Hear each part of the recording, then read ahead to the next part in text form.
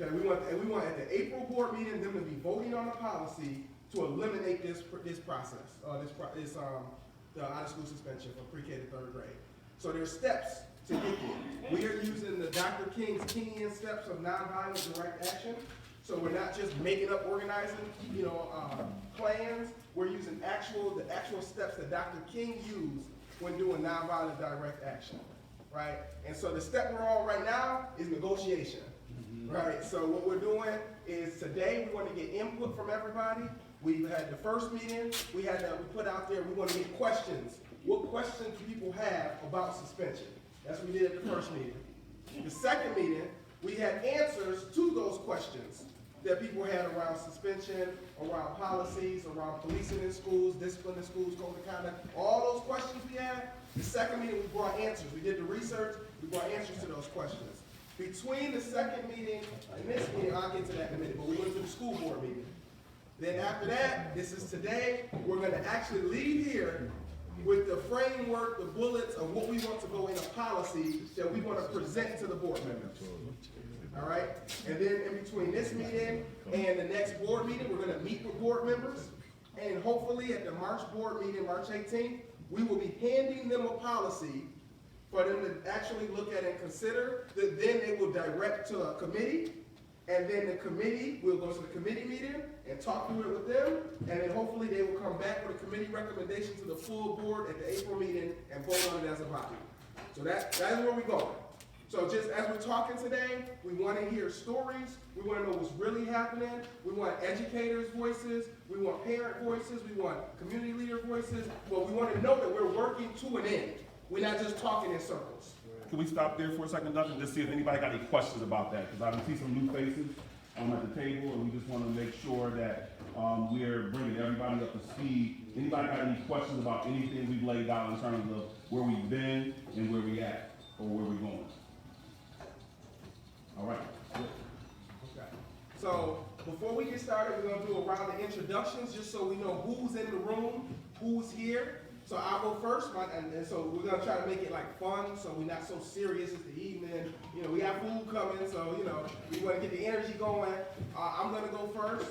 So we'll do your name, why you're here, and a fun fact about you. So let's try to make the fun fact something that's actually fun, right? So I have a PhD. That's awesome, but that's not a fun fact. Okay? That's an awesome fact, but, we want it to be fun. You know what I mean? So, I got 2 kids, that's awesome. We want a fun fact, right? Like you played the piano for 6 years back in the day, or you spent 2 summers in Montego Bay, right? I don't know, whatever it is, okay? So we're gonna try to make it fun. So I'm gonna model it, then we're gonna go shoot right around. Everybody cool? Everybody cool with that? All right. We want everybody to step out their comfort zone because we don't want 2 or 3 people to dominate this conversation. We want it to be a real conversation, not us dictating information. So we gotta get everybody going. All right. So my name is Duncan Kirkwood. What brought me here is I've always been passionate about young people, and one day I learned that the education system can actually be fixed. It's broken, but it can be fixed. And ever since then, I've been trying to chip away little pieces to try to make it better. My fun fact is that on March 3rd, there's a video game coming out for PlayStation 4, Final Fantasy VII, that they remade from about 20 years ago, that I have blocked off 3 days on my calendar because I'm going to spend 90 hours playing in that game until I finish it. And I'm not joking. I'm as serious as you can be. Okay? So that's my fun fact. Awesome. I'm Dina Millennial. There's all kinds of vision going on about that little fun fact you got there, Duncan. So let's see. I'm Dina Thompson. I'm Executive Director of Erie County Restorative Justice Coalition. We partner with Buffalo Public Schools on helping to implement restorative practice with fidelity. I'm here because I'm passionate about ending suspensions in general, but we're starting with pre-K to 3rd grade. I'm on board. I also want to make sure that BPS has the skills necessary to address behavior within the school system that is fair and unbiased. And so that's the reason why I'm here.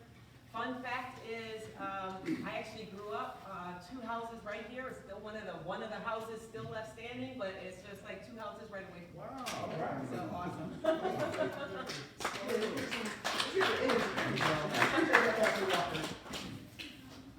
little bit, Miss Avenue, yes.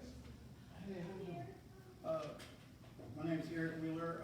Used to work for the Urban League. I'm currently doing my intern as an administrator at Riverside High School. I'm here because I witnessed personally the disproportionate suspension rates towards African Americans, and I really want to see alternatives to it, viable alternatives, where we're going to make a change, and not just because we're going to make a change. Fun fact is, I don't do anything about it. That's my fun fact. Light up.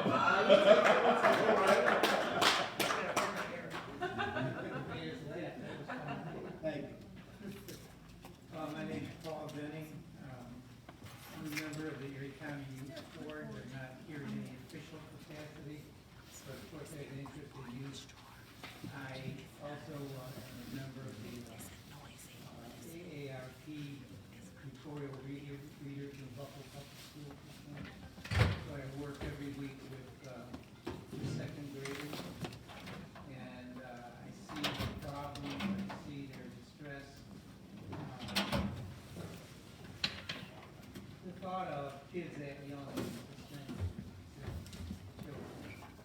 I want to see what's happening and get them changed and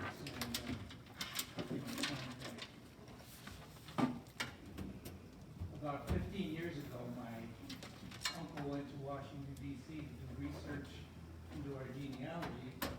He must have been surprised and shocked to find out that our ancestors lived in the United States military.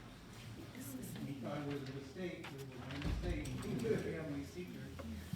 So for 50 years, he did a lot of research and made connections with people who were related to me. Several times we moved their cousins, but we used and I partnered with Marie Mullen here, who's playing local playwright. And he'll speak for himself. All right. Good evening, ma'am. I'm so happy to be here. I wasn't going to come at first, and then I was being pulled. To be honest with you, I was being pulled. And I said to him when he picked me up, I will know. I will know when I get there. Why I've been told to come. And the minute I walked in the door, and you started talking, and I said to him, I already know. I'm a local playwright. I've been writing for about 12 years. Then started my own company, Just Free Productions. And we're looking at possibly doing a film here this year, hopefully in the summertime, about the streets. About the streets.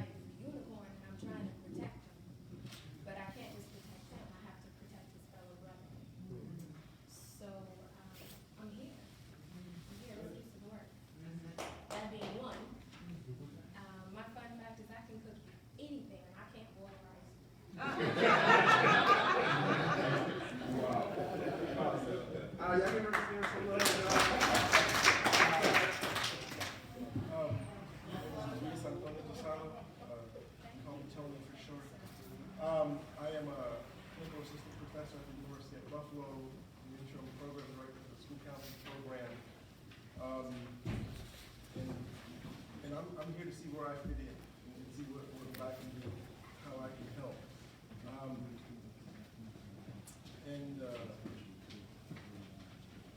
Yeah, my fun fact, I brought my daughter along with me. So my fun fact is I'm taking her to soccer games, and she's a senior, and she'll be attending Madai. Next year she'll be playing soccer for the soccer team there, and she'll be in the veterinary and biology program.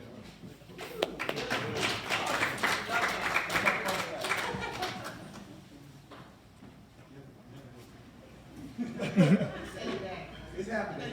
It's happening. All right, we'll take it away. We'll take it away.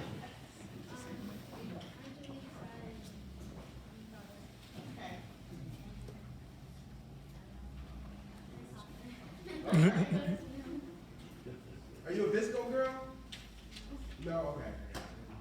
All right, Wendy. Hi, I'm Wendy Estrada. I'm here as my own self-interested. I have 2 teenagers in Buffalo Public Schools, but also the reasons I'm still trying to understand.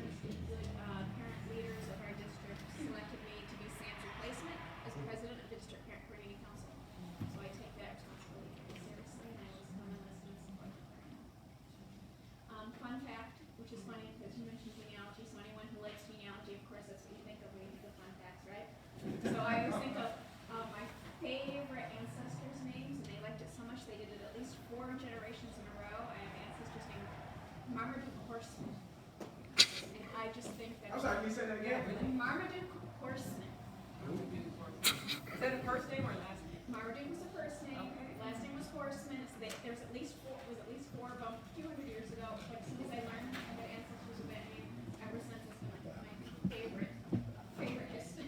favorite family history thing to find out. Well, we thank you, Dr. Blake Lemoy, concerned citizen, recent Western New York, relocated from South Texas and Seattle. Pastor Walker brought me on UCCB and trying to help bring up the community and help out. Fun fact, I actually have about 1 million miles driven, and I've gone 38 hours and 1,700 miles with only stopping for gas and brakes from South Texas to Seattle, Washington. Whoa, wow.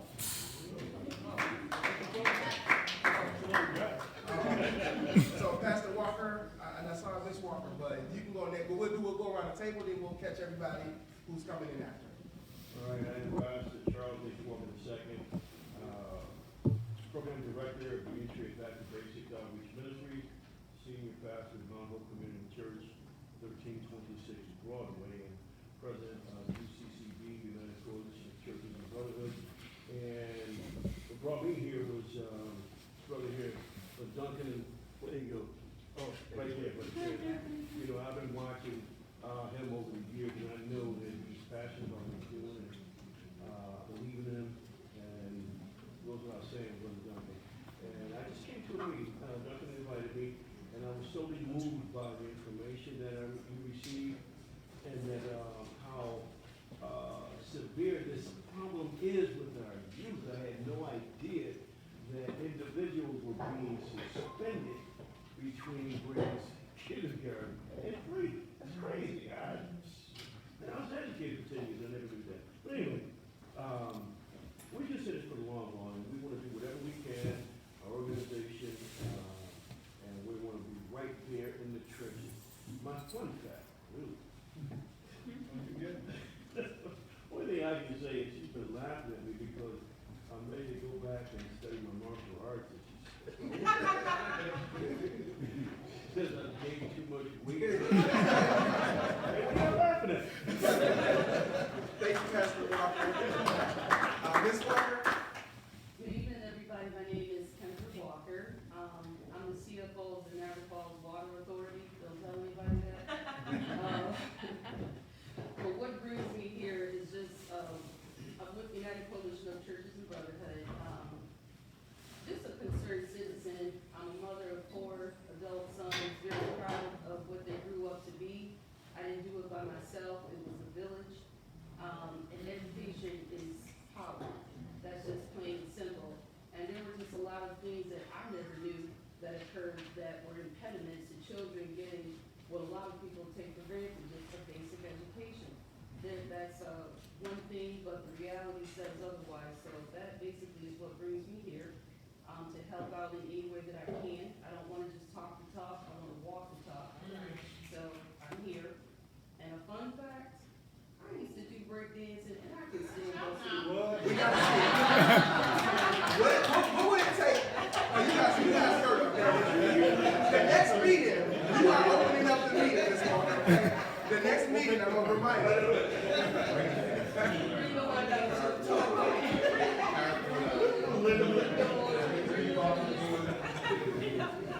Pastor Giles? Yes, my brother was suspended in the second grade. That was in 1958. And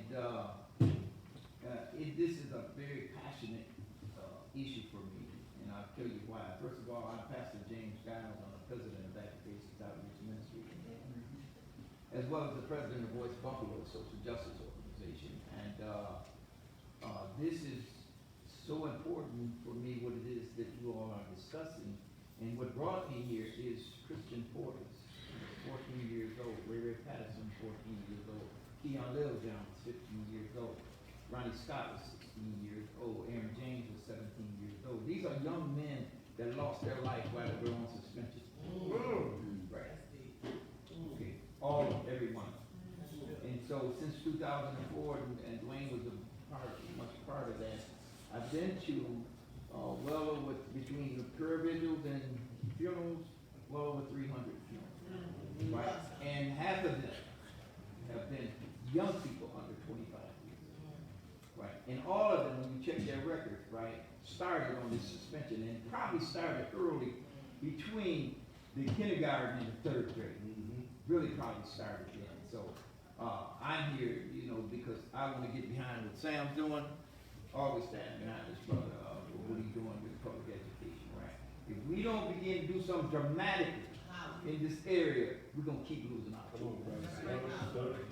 We gotta get that fun fact. My fun fact. Now people be wondering, so how do you do all of this stuff here? How do you do it? Don't be worried. I don't stress about anything. I got two people on my side.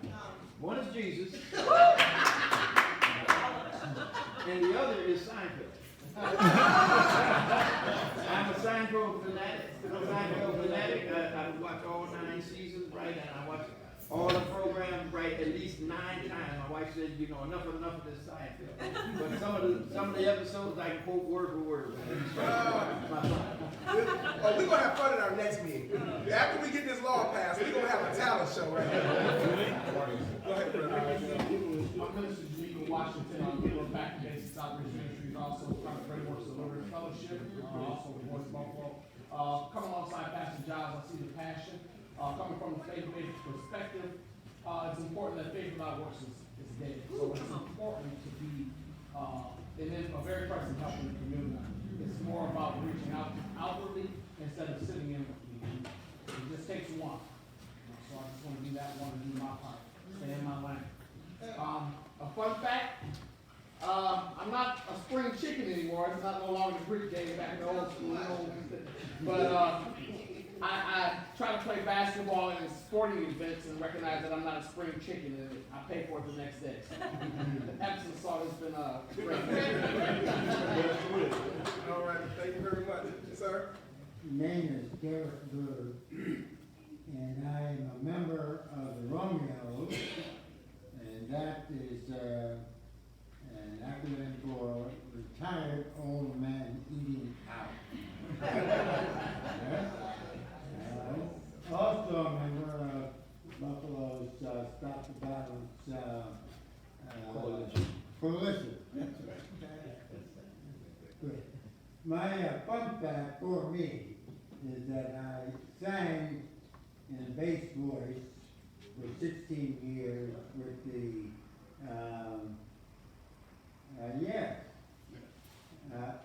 with the Royal Serenaders. I have a memory problem too. Just knocked me out. Yes, that's right. All right, that's it. The fun fact is you just realized it.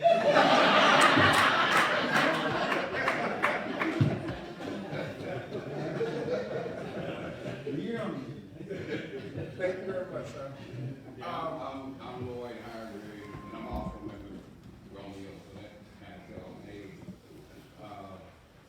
I've been an education advocate since 1969. And this conversation was taking place in 69 when I first got involved because of my kids. My fun fact is mostly connected to gratitude. I'm a 3.5-year cancer survivor. At age 80, I thought I was the oldest one in the room till there. I thought I was, but I'm fine. I was sick for a couple of years, really sick for a couple of years, but God was good to me. Because He told me He was going to be. Exactly. He told me I was going to be okay. All right. I'm back in the fight.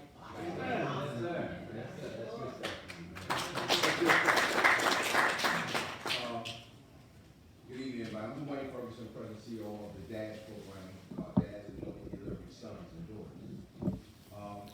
I've been an advocate in the community for over 25, 30 years. I taught with the Board of Education for 20 years, retired.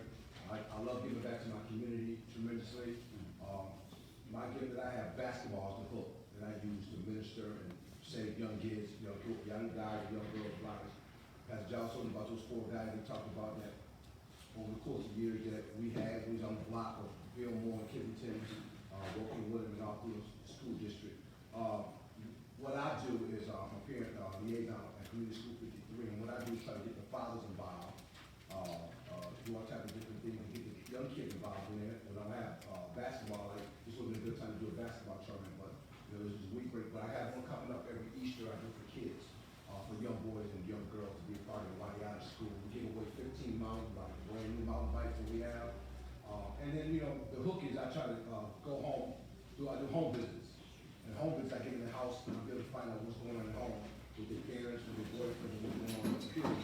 So I can come back and report to school, find out what it is that we can do to make it better for them. So I'm 100% behind Sam and what he does.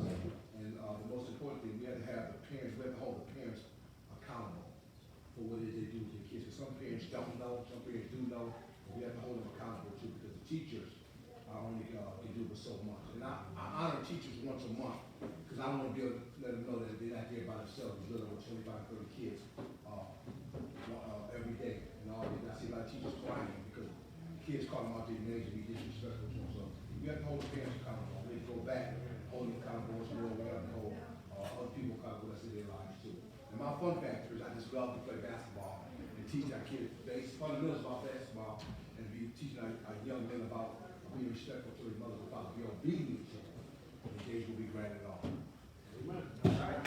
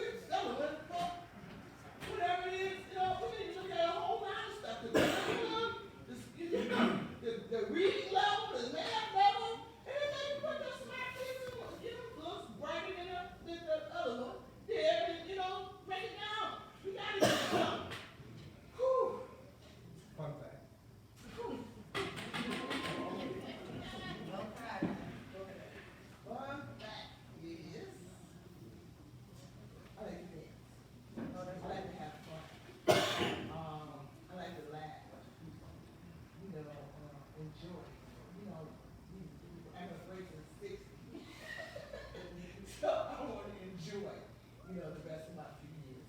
Okay, that's the fun factor for me, is to enjoy dance, get around some people that's doing the same thing that I want to do on the pop.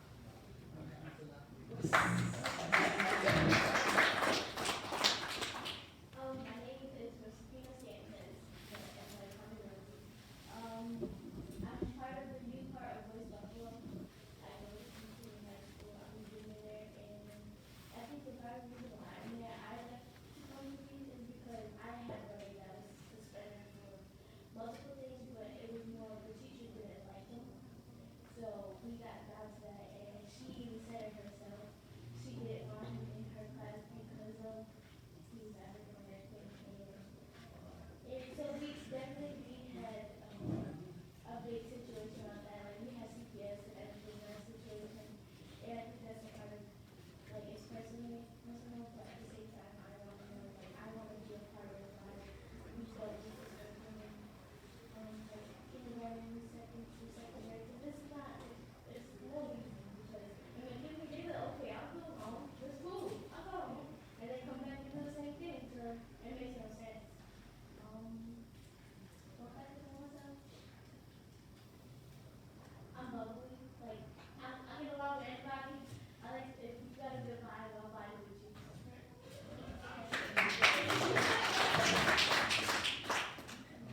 I'm David Aronpool. I am from Live, with Boys Buffalo. The reason why I'm here is because I'm interested in, I'm also passionate about this, so I got two younger brothers who are in Buffalo Public Schools. So I want to see like the best for them and for the need, the best out of the education department. And fun fact, I'm a big old nerd, and I'm just a nerd in all aspects of it.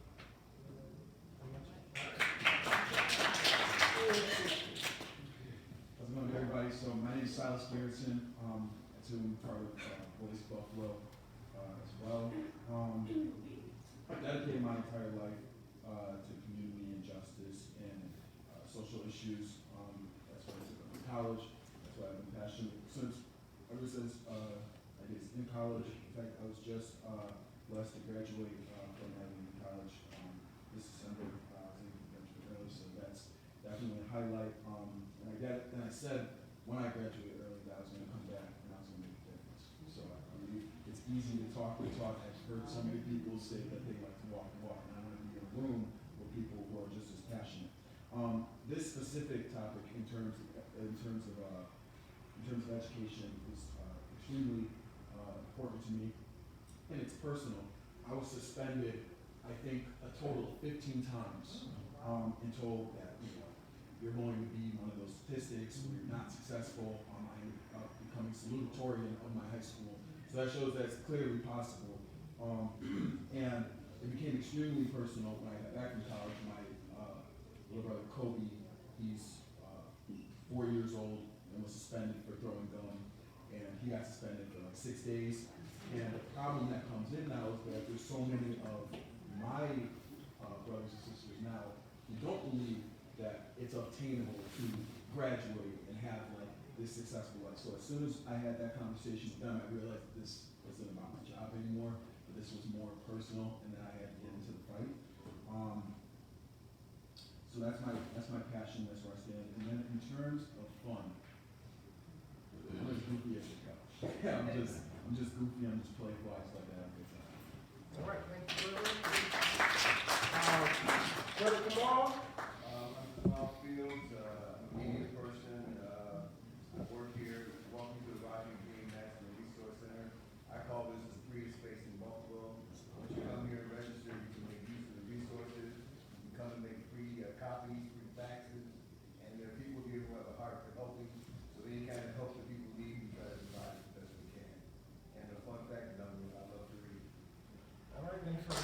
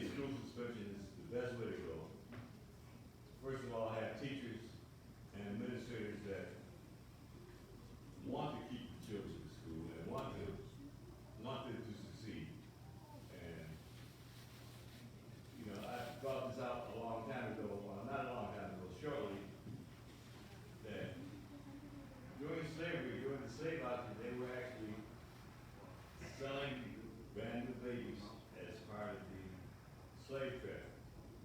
So we have a mindset that's centered to that. So if they can sell a baby, let alone lynch somebody, there's a certain segment of the population that takes great delight and joy, and that's their purpose, to suspend our children and to keep them suspended. A friend of mine, she got suspended and the suspension was up and she was never notified. She had to go back on her own, which shows you the mindset. They not only want to suspend you, they want to keep you suspended. And we have to keep that in mind because it's a serious story. Capital S. Thank you. We need a fun fact though, sir. All right. We need a fun fact. Fun fact.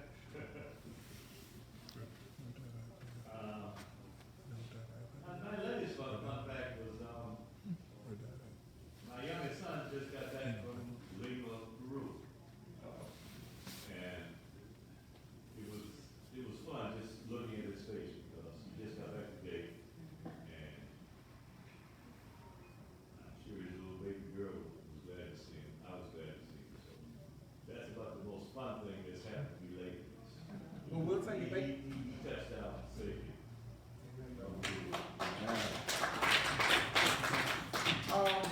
We got a producer back there.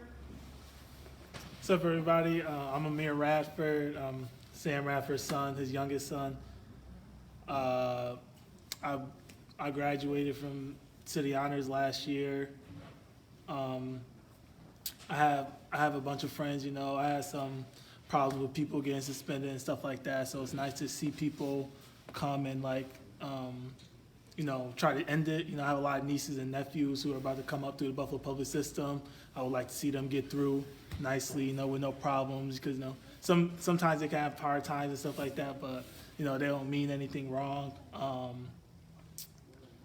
Fun fact,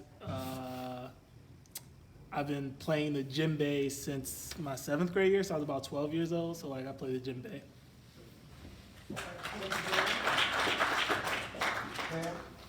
My name is Jeanette Hodges, and I'm a parent and a concerned citizen. And my fun fact is I'm an addict.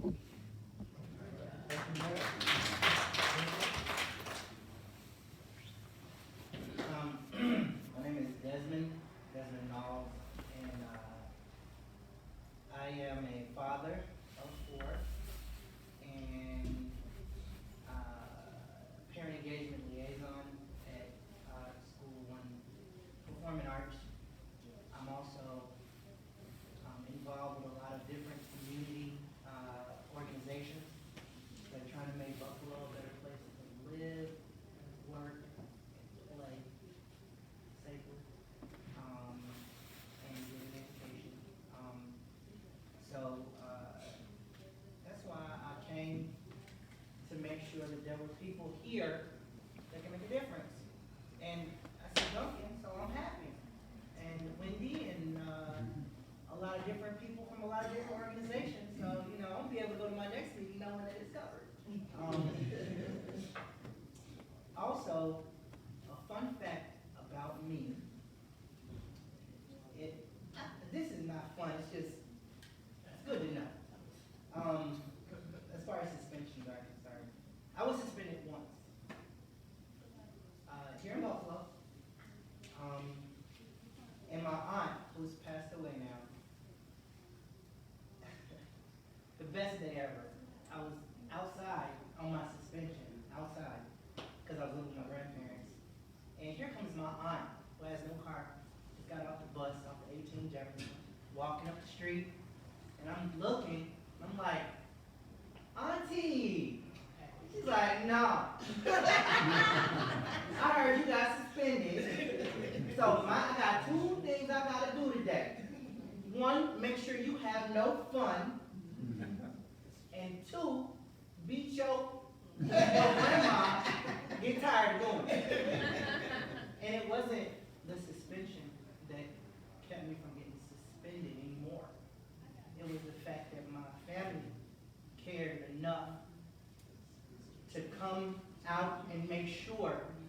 that I was miserable. No, just make sure that it never happened. So I'm so glad to hear all these testimonies, and it makes what we do better, right? To know that there's so many people that are lifting us up and making sure that our jobs get easier, that we're making some progress and making sure that things get done. So honestly, from the bottom of my heart, if I never see any of you again, I love you all for being here, and keep the faith.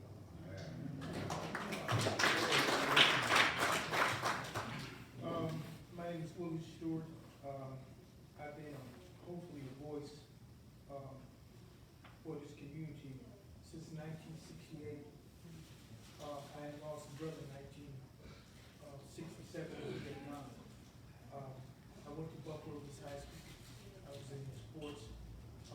Where after I lost my brother in Vietnam, I had a chance to go. My uncle came and got me, took me to North Carolina. This is a story I like to people. People going out there to the lower wild. I just reached my people from the south so we could go back and forth, to take my mind off of what happened to my brother. I was around 13 or 14. We stopped in Virginia to get some gas, before we go to South Carolina. I went into a restaurant to get something to eat, but I was told, at a shop that I wasn't allowed to eat it. Yeah. I mean, my uncle literally had to pull me out. We went and got our load of vegetables, came back to Buffalo, went back to school, 1968. I heard of a group called the Black Panther Project that was doing things in our community that was beneficial to this community. We were feeding people, we were educating kids, we were the first breakfast program at 16, 17 years old. We were doing it. I started to learn about black people and some of the contributions that we made. I sit here and I listen to people say, how our children act sometimes in school. Well, to me, number one, I don't think the same people enslaved people ever educate you. I say this hoping that I'm wrong and that I can be proven wrong. Every major school in America, inner city school, have the same problem. I'm not great at math, I was never great at school, but mathematically that doesn't make any sense. So we have to understand that first. So there must be some kind of mechanism that's put in place from maybe kindergarten to third grade that turns our children off from educating. We have to understand that first, and we have to find out what some of those problems are. This is a problem that I've said in meetings year after year after year, and hear people talk about solving the same problem that we talk about today should have been gone. I had to advise somebody when they talk about patriotism. Well, something, to be a patriot is what? The first American that died in America in the Revolutionary War was who? Christmas Adams, a black man. You see, the last one that died was Brother JoJo on the corner. You see what I'm saying? But I believe we have some young, great people, and we put less than 1% of black Americans committed crime. But when we sit and we talk about our children, especially when they see, it's never nothing positive. And I see positive things all the time out of my children and out of our children. And that's why I sit here, because I want to see the best come out of this and not the worst that we constantly talk about. Because we never have anything good to say about what come out of this community. I just left, and I have to say this, I got back 2 days ago from Tennessee. But I had the impression when I went down to I was going to see a bunch of yokos. They got stores called Billy Joe, all kinds of stuff. I seen more young people working there, black young people in Tennessee. I stopped up in Philly. Young black people working in Tennessee and Philly that I've seen here, up and down the highways and different things in the byways working. When I got back to north, up here, it was like it's like everything reversed. When I got down there, I seen young men and young women, when they speak to you, yes sir, yes ma'am, how you doing sir, everybody. When I get up here, how you doing my brother? I'm almost 70 years old. I am your brother. But I'm also a man that should be respected, each one of us. My children, I have children today that I never heard swear. I have children they pick. I've never heard them swear in my presence, nor my grandkids. And the reason they did, because I have great grandchildren that's in school. My grandson's 27 years old. He told me the other day, I worked for the Buffalo School System too for 30 years. Guess where I found a bunch of books at that couldn't nobody find? Up in Lafayette, you see attic up there, thousands and thousands of books. Wow. And I found some more. You see what I'm saying? And I'll tell this story to anybody. I found some more over at Clinton Junior High in their bookcase, in their book manual. Thousands of brand new books that was never used. I worked in the school system and seen them holler and scream at our children every day. Every day. instead of trying to understand. We did the first one when I was here, and we did what was that, thing with the people from, I interviewed from the people from, I think, it was California, and one was from Florida. Where the women, where the professors was talking about how they changed the system down. You remember that? How they changed well, not the education, but suspension. It's where they talked about when they look at our children, they don't look at them the same way they would look at little white children. You see, so therefore, some kind of mechanism in place there, apparently, that when they see our children, they don't see our children being great. They don't see our children being smart. They don't see our children doing anything. They told my grandson, I took two of my twin grandsons out, they moved out to Taiwan, right? When they were younger. Now they're 26 years old now, right? They told me in East High School when I moved out, they were doing bad. When they would come home with a paper, what do you call that? When you scan a paper? Yeah, they would come home with a ditto sheet. When they went out to Kenmore Eastwood, they graduated from, guess what? They got books. They carried home. But our kids got a piece of paper in the Buffalo school system. You know, it was such a culture shock between there and here, it didn't make any sense. Now, all of them doing quite well. Guess what? One of them a Buffalo police officer, one of them driving an FTA. And I have another grandson supposed to go with Buffalo. But these are the problems that we deal with in the Buffalo school system. And you talking about suspending a baby because you can't control? Our kids are great. And then you tell me about the parents. I have to say this before. The parents come out the same freaking school system. 68% of Americans can't read and write, so figure that out. Next grade level. I was wondering that. So I got suspended like you, brother, a lot of times. But I worked for the Buffalo school system 30 years as the head pastor. I've seen it. Some of y'all have seen it. But I see it. It was like they don't care about our children. All right. They don't expect our children to go. I don't want to cut you off. No, but I'm just saying. No, I appreciate you. I just, we gotta, we want to go get through. Go ahead, sister. Hi. All right. Hoorah. My name is Keisha Hughes, aka Keisha Cold Spring. As soon as I finish getting divorced, I'm actually changing the name. Keisha Cold Spring. I'm a parent. I'm here as a parent. I'm also here as an aunt. I have a niece who was suspended probably, I don't know, roughly 60 days just last school year alone. Special needs that weren't being met in the classroom. It was a horrible situation. She's at a different school. She maybe had, I think, one short-term suspension. She's so much better. I also used to work for the schools. I worked at McKinley High School. Hey, Lord. I worked at some special education for a little while. I also worked at, excuse me, sir, Shitty Hall. That's what I call it. In human resources, and I kind of managed the leave of absence process for the teachers and administrators, teacher assistants. So I was face-to-face talking to a lot of people, and I got to get some, get a feeling for how a lot of these teachers feel under pressure in classrooms. Anywho, I'm here also because, in general, the thing that motivates me, I think, is like social justice. Being there and doing something for my people, my community. I'm unemployed. I ain't got nothing else to do. So that's why whenever my niece was getting suspended, who was watching her? Me. But I understand that like the matrices of oppression that affects us as people in society, and in particular as Black people, there is firmly entrenched within our public school systems as they are outside of it. And we don't really like to admit it as much as it's true. So the issue of suspension I see is tied, very much into, we already know we have the school prison pipeline, mass incarceration, and a whole lot of other issues. So yeah, I guess fun fact, let's get to that. I do the World Naked Bike Ride. I did it 2 years in a row. I'm gonna do it again next year. Also, start the Buffalo Free the Titty movement. Feel free to join me as soon as it gets hot. Ladies, if you get hot, just take it off. Feel free to take it off. It's legal, and and I'm with it. And it is what it is. So that's me. I'm crazy. I just want to die. So we want to finish up, but we want to move swiftly through the last couple of folks because I got some important updates to give y'all about where we at. Good things are happening.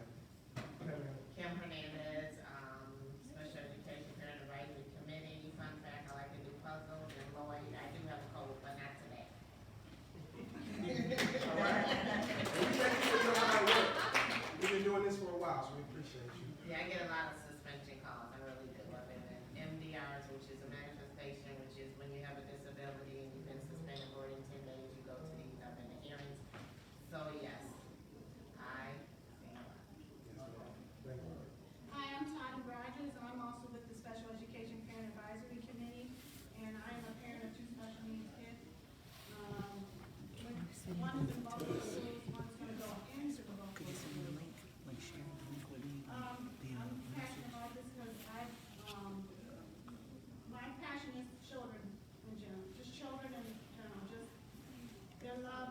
passion, just to see things right. I like things in a straight, like I like straight lines, I think life should be in a straight line. Fun fact about me is,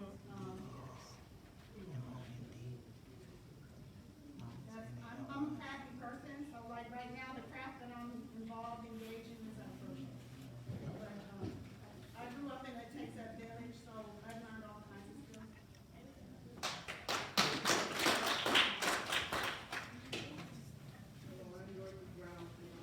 I'm involved, I have 26 grandkids, and I have 17 of them in the school system. I do have one that's been suspended 18 times. Wow. And I have been several places to see what is going on with this kid, and I couldn't really get an understanding of what was going on, and then just, out of the blue, finally I heard on the TV, suspension. I said, okay, that's it. And that's how I got involved. I've been Stop the Violence. I'm on several site-based. I'm on 2 other boards, and I'm on many, many things in the community. And my passion, and I'm not saying my grandson is the greatest of all, but I know the answer is not keep sending them home. Something has to be done. And sometimes I just feel so sorry when I do go to teachers because he did it, but still, he's a child. And so I just got passionate on it. It has to be a remedy. And I know that remedy is if we work together like the young man said, we can get it done. No? All right, so we're gonna do real quick, last 2 brothers. If you will just give us your name, sir, real quick. John Everhart. And, brother, come on, can you ask the gentleman to say his name for everybody? Isaiah Frederick. Not sure. That's good right now. Thank you, sir. And so we wanted to take the time to really know who's in the room, because I know we could have just did it in a different way or quicker, but it's important to know who is coming together to solve this issue, right? This is a real cross-section of the community, and we don't want to take that for granted. Right, we got young people here that's in school. We got, give them some love. Who was saying we need to hear positive stuff about our young people? We got young people in trying to recreate their own environment, for themselves and their friends. We got college students here. We got elders here that's been doing this work, community leaders and allies, media people, pastors, parents, grandparents. Like, that's important to know that we are all coming together around this issue. All right, so let me give y'all the update. I'll start nationally. So nationally, since our last meeting, nothing has changed. Ayanna Pressley is a black congresswoman, and she is introducing federal legislation to try to reduce the amount of discipline. She's specifically focused on the over-disciplining of black girls. What we're seeing across the country right now is a spike in subjective discipline against black girls. So that's like a fancy way of saying black girls is rolling their neck and popping their lips and they're getting suspended. They're getting overly punished for minor infractions that are subjective. So right, like a fight is like 0 tolerance for a fight, or a knife is like 0 tolerance for this, so there's a punishment, right? But then there's other things where they're saying, oh, y'all two arguing, you called her this, or you said this to me. Now there's like some gray area, or some perceived gray area, and they're over-disciplining them. So Ayanna Pressley at the federal level, our United States Congresswoman, she's a black woman, is introducing legislation to try to address that. So since our last meeting, nothing has changed with that. But just so everybody knows that. So we come down a level to statewide. So statewide, we are getting traction on this statewide coalition to pass a statewide law to end out-of-school suspension from pre-K through 3rd grade. So there's a statewide coalition called Solutions, Not Suspensions. So Solutions, Not Suspensions. And on that coalition, it's like a bunch of organizations. So we've got the New York chapter of the ACLU, Legal Defense Fund, the Children's Defense Fund, Legal Aid, Citizen Action, the Alliance for Quality Education, and like a bunch of just organizations across the state are coming together to say, statewide, we are gonna eliminate this with a state law. So that bill is actually getting traction. We're actually moving forward and getting some traction on that. So that's really, really good, right? Because if the state law passes, it will affect every school that's a public school, all the public schools, right? So that means the district schools and the charter schools. Because see, right now, the local policy, which I'll get to in a second, is specifically gonna focus on Buffalo Public Schools. But we also have Buffalo charter schools that are like under a different, they're like their own umbrellas. So Buffalo Public Schools got this big umbrella with all these schools under it. The charter schools are like small umbrellas that are separate.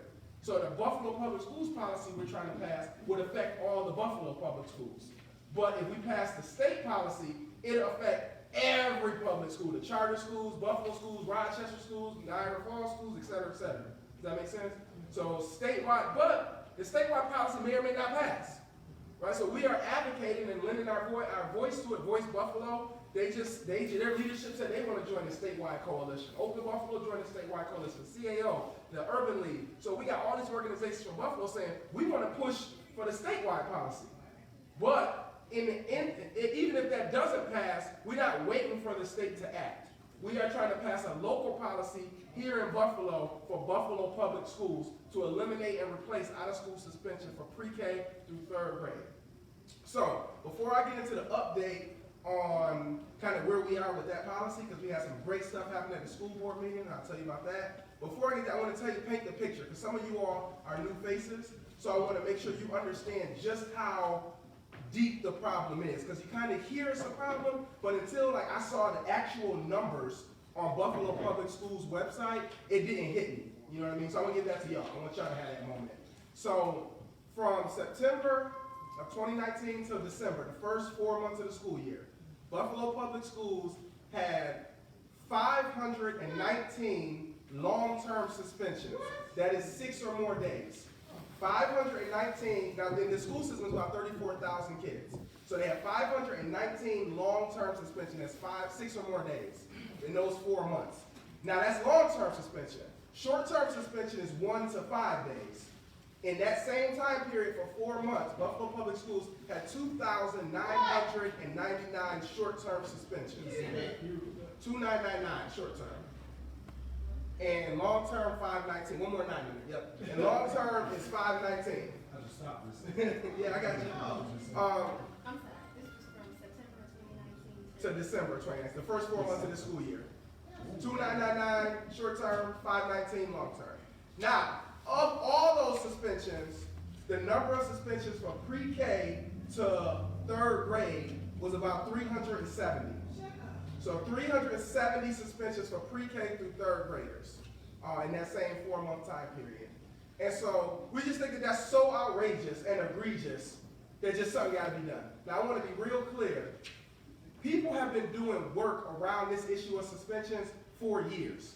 Duncan and the crew and Sam and stuff. Sam been doing it for years, but I'm new to the party. People have been doing this work, been working on restorative practices. The superintendent has pushed these restorative practices onto the district with a lot of partners and support. They've been doing trauma-informed care, culturally linguistic responsive learning. Like there's a lot of foundational work being done in the district that has never really been done at this level.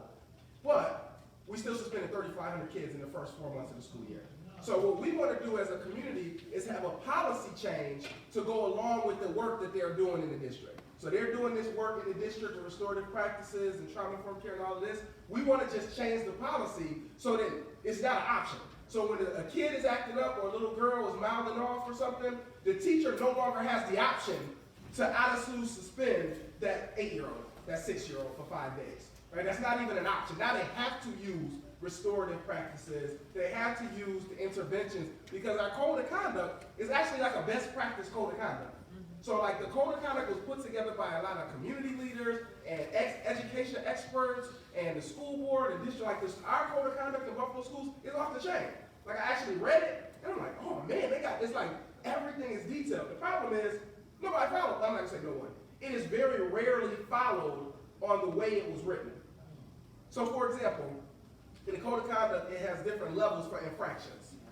Chronic absences only rises, so if a kid is missing a lot of school, that only rises to a level 2 offense. In order for an out-of-school suspension to be given, it's got to be level 3 or 4. So absences only rises to level 2, okay? But we know our kids get suspended for chronic absences, right? Like we know that because parents have told us, children have told us, like that's happening. So you're taking a problem where they're absent from school, and the punishment is be absent from school some more. Whereas the code of conduct clearly says that should not be, like, there's certain interventions that you put in place to fix that, not suspend them. So that's what I'm saying, like, the code of conduct is very, for example, we learned in our last meeting when Dr. Williams told us that if a lot of parents don't know if your child gets suspended. So on Tuesday, they get suspended. Now, I didn't know this. Dr. Williams from the district told us this last month. If your child is suspended on Tuesday, you got until Wednesday to come in and have a meeting with the principal in lieu of the suspension. So your kid is not suspended on Wednesday. When they suspend your kid on Tuesday, on Wednesday they're not suspended. And then when they don't show up for school that day and you don't show up, now they suspended. Does that make sense? But a lot of parents don't know that. It's called parent conference in lieu of suspension. Right, that's in the letter. I typed those letters. It's in the Yeah, letter, but you so. don't get the letter right away. So, you know, you get the. No, you send it home with the child. Yeah, that's why you don't get it right away. No, you send it home with the child. Right. I'm telling you, I do this. When the But child is they don't suspended, always you, do that. here you go, on the bus, you make a phone call, and you send it in the mail. They don't always do that. It's 3 letters. It's 3 letters, though. Like, Like, if you work there, you have it that way. that's district policy. So we're gonna stay, hold up. All right, I'm sorry, I just want. No, we Like, I want- work in the district, I want to be clear, like you said, the teacher suspend, a teacher ain't never suspended a student. It's impossible for a teacher to suspend. So I just want to keep it like, for real. Like, Yes, that's why I'm so here, we wanna- because we I wanna- want a resolution to it, but I also, like, Buffalo, we get bashed a lot. Those numbers, like, the suspension for absenteeism, that counts against me as a principal. If I suspend you, now it's excuse absent, so now it's working on my numbers. It might not be right, but the game is played how the game is played. You messing with my funding when you don't show up. But if I can get you an excuse while you're not there, now I can get paid for those days. So it's like, So, yeah, I got you. I'm not trying, I'm sorry. No, listen to me. First of all, I want to be clear. The reason we are having this community conversation is to hear from everybody. Right. So we don't want an apology. We want to hear what you got to say. And everybody else.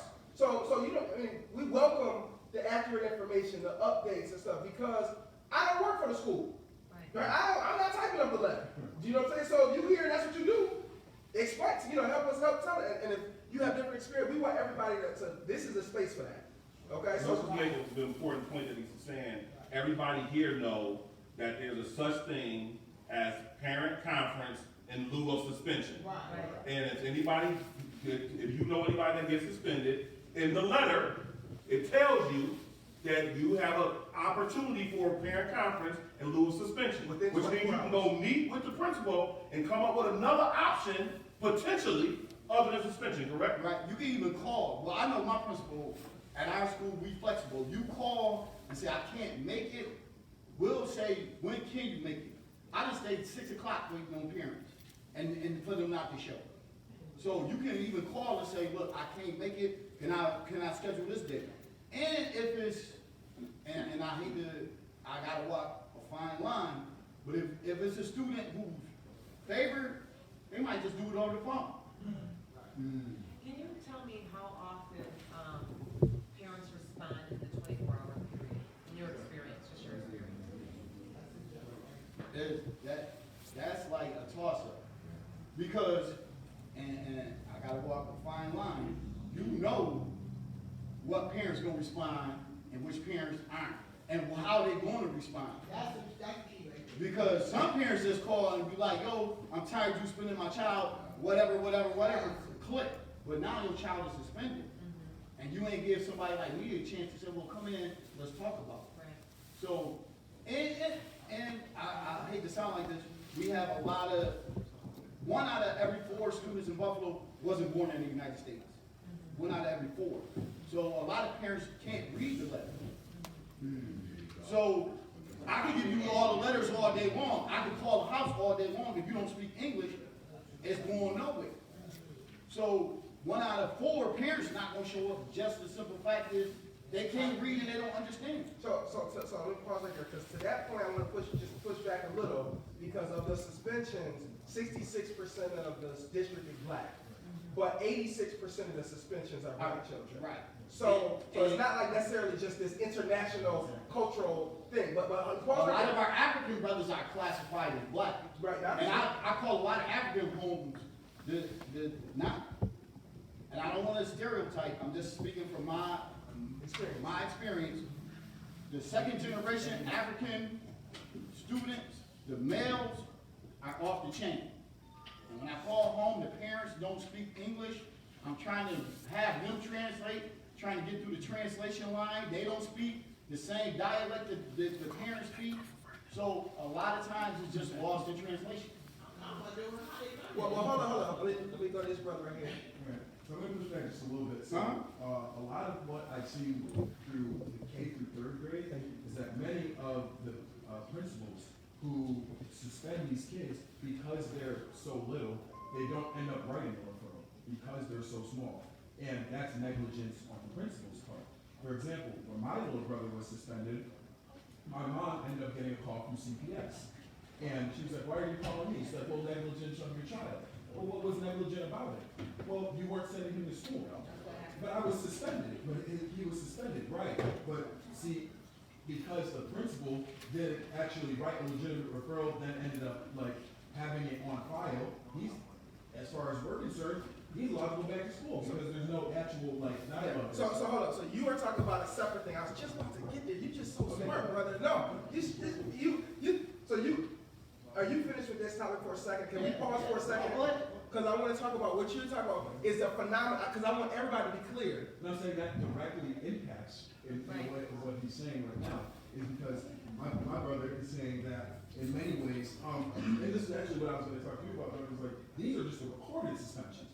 We haven't even gotten into the ones that aren't recorded. And That's what I'm saying.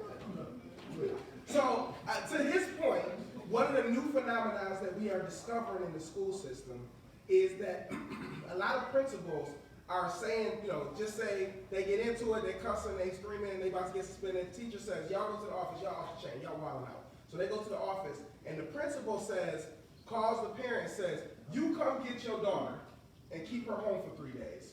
You come get your daughter, keep her home for 3 days, and we won't suspend them.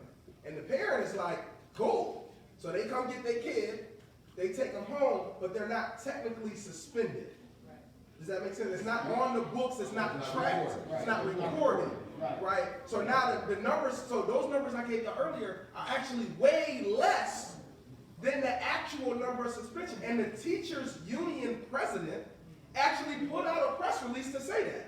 So Phil Rumor, who, sometimes we clash with parent leaders and the union stuff, he actually is on the record, did a whole press release to say suspensions are being underreported because of this phenomenon that you're describing right here. So that's another issue as well. But now that's a separate, just to be clear, issue than that this policy that we're discussing will impact, but still it's the idea that the crisis is even bigger than the numbers even say. So I thank you for sharing your personal story, and I thank you for giving us that input. We want to keep that going. So if you got something to say, you know something, you've experienced something, you personally done something, share that. Yes, I see you got your hand up. It's sad because in Philly, it's just like that. Like, you would have where there's two females or two males going back and forth, drinking backwards, and they'll be playing around. You know how women be, they get a little too rough and they get serious. And you'll hear this one, you go this way, you go that way. Well, the security are holding it as if they're men out in the street. So you see them rough handling them, and then they get offended with that, and they start going back and forth.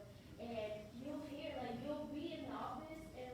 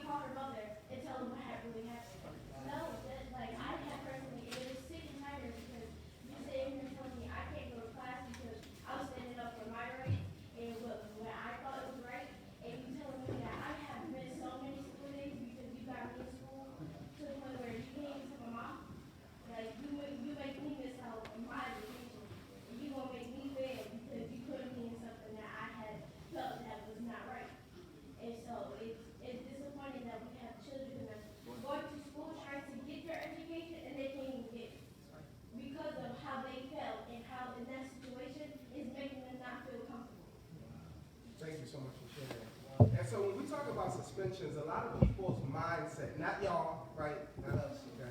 But the average person, when we talk about this suspension issue, their mindset goes to the absolute worst case scenario, right? Two people fighting in front of the cafeteria, slamming each other against the locker, police gotta get called, you know, somebody throwing a book at the teacher and slamming desks. Like, that's kind of where our mind is at. Not us, right? But that's, I'm being real with y'all. That's what people, the feedback, how they gonna keep discipline, how the kids gonna be off the chain, da, da, da. So we wanna be clear that pre-K to third grade, okay, 4-year-olds to 8-year-olds should not be out of school suspended. And so we were very fortunate at the school board meeting last Wednesday, it's like all a blur now, but last Wednesday we went to the school board meeting and we were all, you know, policy and giving data and statistics, and you know how we do it. So we tried to make the case, and a parent came, like a real parent. Yeah, a real parent. Her name was Jairus, and she came with her little boy. This little boy is 6 years old, about this big, right? He has Down syndrome. So while she's talking, he's like tapping the mic. He's like, I want to talk. Come on, you know, that type of thing, right? And it was so cute, and everybody like, and then she started talking and said, this little 6-year-old had already been suspended for 5 days that school year. Because she said he has problems communicating, so sometimes he'll like flail about, and he hit another student in the midst of his tantrum and flailing, and he was suspended out of school for 5 days. And so for her, she said, number one, he doesn't have the capacity to understand that that's even a punishment. To him, it's a vacation where he's at home with mom and dad. It's not actually helping the child. And what it's doing is punishing the parent instead of supporting the parent. And so she was just saying she doesn't understand why you would suspend a kid that small when, one, he didn't do anything malicious, he didn't stab somebody or something. He's a small little kid, you know. And number two, it's not helping, so why we continue to do it? And it just really humanized this whole discussion and took it from this like policy on should we have this policy, how do you know what I mean, to like a real parent with a small child. And so that's the image we want y'all to have. Now then we had another speaker who just turned all the way up in the school board meeting. I'm looking at her over there. Her, like, Miss. Okay, yeah. And I mean, she just, when I say she went full Black Power. I'm talking, I mean, she was going, and it really, when I talked to Brother Sam about it, it really showed the passion that people got. Like, because sometimes these meetings is kind of, it's just like one speaker after another, after another, after another. So she really broke the monotony. So and what happened at the school board meeting, it was very significant. I want y'all to know this. So just so we're clear, to pass a policy at the school board, in Buffalo School Board, we need 5 votes. Okay, so I just want to be clear on what we're doing. Thank you for coming, brother. We are trying to get to 5 votes, and then we pass the policy. That is it. We are not trying to just get on the news or just make some noise. We getting to 5 votes. That's the plan. 5 votes, and we got a new policy. Does that make sense? Right, so we have had Sharon Melton Cottman, our school board president, at the first meeting. She says she's in support. Paulette Woods, Central District, a school board member. She says she's in support. Terrence Hurd, Brother Hurd said he want to do away with K through 12 out of school suspension, so he's in support. That's 3. Now, we're pretty sure we got Larry Scott, because before he was a school board member, he was all about restorative justice. That was like his claim to fame, restorative practices, restorative justice. So we're pretty sure that's 4. So now we got, now we don't know that other board members are like opposed, not opposed, whatever, but we're gonna do that next. So after this meeting, we're gonna go talk to the rest. But at the school board meeting, there was all these teachers' assistants. They wanted a new contract. And after all the speakers got done, all the board members, one after another, were like, well, I'm supporting the teacher assistants. We gotta support them. And you know, rightfully so, right? And they like one after another just saying how awesome the teacher assistants are and how much they want to give them a new contract and with them, which is awesome.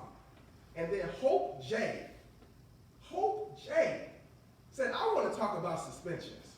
And I said, yeah, I'm like, get my phone out. You know what I'm saying? I'm quick trying to record this, you know. And Hope says, I heard what's going on, and it's a problem. We got to address it, and I support their effort.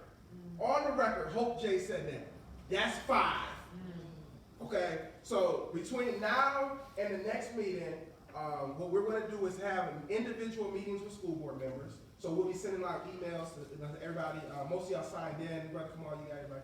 So we'll send you out emails, we'll be on Facebook, we'll call everybody, all of that stuff, and see if you'd be willing to go meet with a school board member. And we'll prep you and all of that stuff, and we'll do these, we'll prep you and then have you talk, and just tell them what you feel. Hey, tell them, your experience, your family's experience, whatever it is, and then we are gonna present them with a draft policy, before their March 18th meeting, but for them to review. Yes, ma'am. So I want to be clear.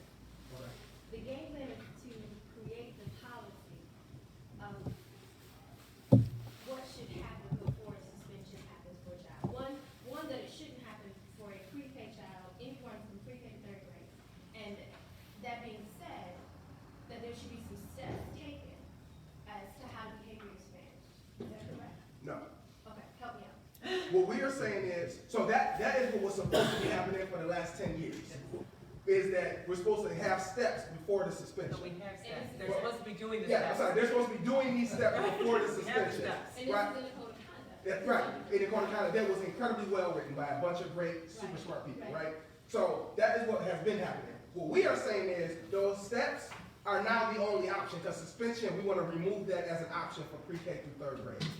So they will not have the option to out-of-school suspend pre-K through third graders if we're successful in passing this policy. And instead, we're going to push, because we can't just say we want a new policy. Once we pass the policy, right, that's why we're shooting for the April meeting, because right after that, they're going to start doing the budget. So we're going to make sure that there's a budget allocation to support this policy so that the teachers have the training, the support, there's frontline community organizations and intervention specialists in the school. So because if a kid is just wild and out of control, right, they just totally out of control, the teacher gotta do something, right? We're not saying just deal with it, good luck, right? No, they gotta do something. But we're saying sending that kid home for 5 days, that 6-year-old, right, doesn't help that problem or that kid. I mean, my next thought was gonna be, so then what we're talking about is, for this young lady, we're talking about empowerment, right? I wanna feel validated and I wanna feel heard. And it goes from children expressing their thoughts and their feelings and their rights and being advocates for themselves to being suspended. Like, there's no middle ground. All of the middle parts have been removed to some people. So the thought process then comes with, if you're going to tell the district, people, admin, teachers, this, that, third, because you're right, teachers who never suspend anybody, half the time they don't. If you're not going to have that as an option, which I agree should not be, then there has to be a budget that says what's going to be taken care of otherwise. Because there's certain circumstances where that child and those teachers and those children, they need a break from each other. Absolutely. Right? So- Activities and behaviors are going on that are a danger to themselves, to the other children, and sometimes to the adult. And I know a 5-year-old can't assault an adult, I got that, but at the same time, They just need a break. You just gotta let them defuse all that. Okay, so thank you for your question. Excellent question.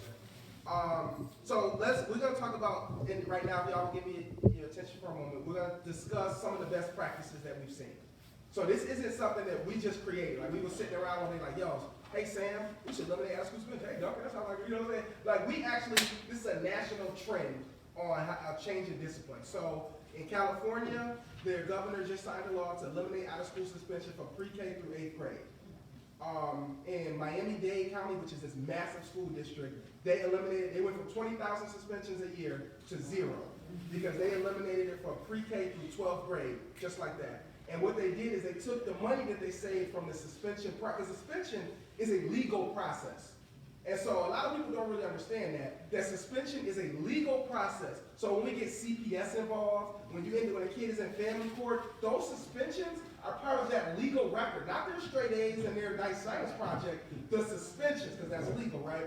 And so anyway, the district has to pay for legal, resources and hearing officers and all that, right? So anyway, Miami-Dade, what they did, they took the money that they saved from not suspending, and they brought in frontline organizations. So for us, it'd be like Peacemakers or Stop the Violence. And they brought them into the buildings, so then when little Johnny's off the chain and they need a break, we send little Johnny to the Murray Holman room, and they call them success centers. So they go to the success center, and then there, number one, they can keep getting instruction, like they can continue doing their schoolwork, get some tutoring, mentoring, but then they also can talk to them about what's the problem at home, what's the problem in their community, why are they acting, and then because they're a community frontline organization, once they hear, okay, these are the 3 problems, there's really, you ain't eating, your parents, your mom ain't never, whatever, they can connect them to the community resources that actually do those things to support them. And that's actually just to the district's credit, because work is being done. They just put, I don't know if it was Stop the Violence or Back to Basics, but they got a full-time staff position at Burgard. Peacemakers, thank you. So at Burgard, there's now an intervention room where there's gonna be a person who works there $20 an hour, so when the kids get in trouble, instead of getting suspended, ideally there'll be some intervention and they'll end up in that room to get some support. I don't know exactly the name of it, but it's at Burgard, it's like an intervention room. But then again, it's not being funded by Buffalo. It's being funded by someone that's outside. Buffalo's not funding that position. Thank you so much. Yeah. So. Now, about funding, I see I got hands up, so I'm gonna get you, sir, and I'm gonna get you, man. But I want to talk about funding. This is my own personal 2 cents. Not nobody asked me. The city of Buffalo's budget, okay, to run the entire city of Buffalo, not the people that actually know, but the people who don't know. Can you just guess what the budget for the city of Buffalo is? Firemen, police officers, roads. Just give me some guesses. I just know that's the highest. Just give me a guess. 870. Come on.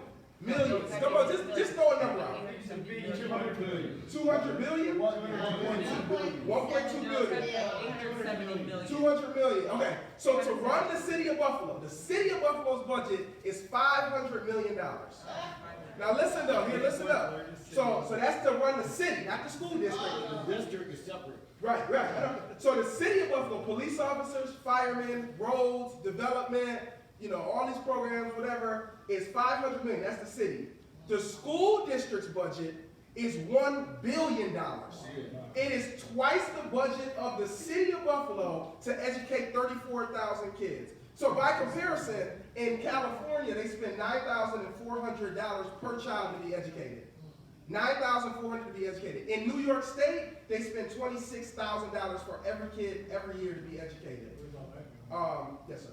60% of that goes to retired Exactly. healthcare That's where it goes. teachers. That's Well, where it not goes. 60%, 60 million. No, 60% of the budget goes to retired. Oh, no. Yes. I just did the 60% of $1 billion is $600 million. Right. It goes to retired. That's a fact. I just took this here. We can pull it up.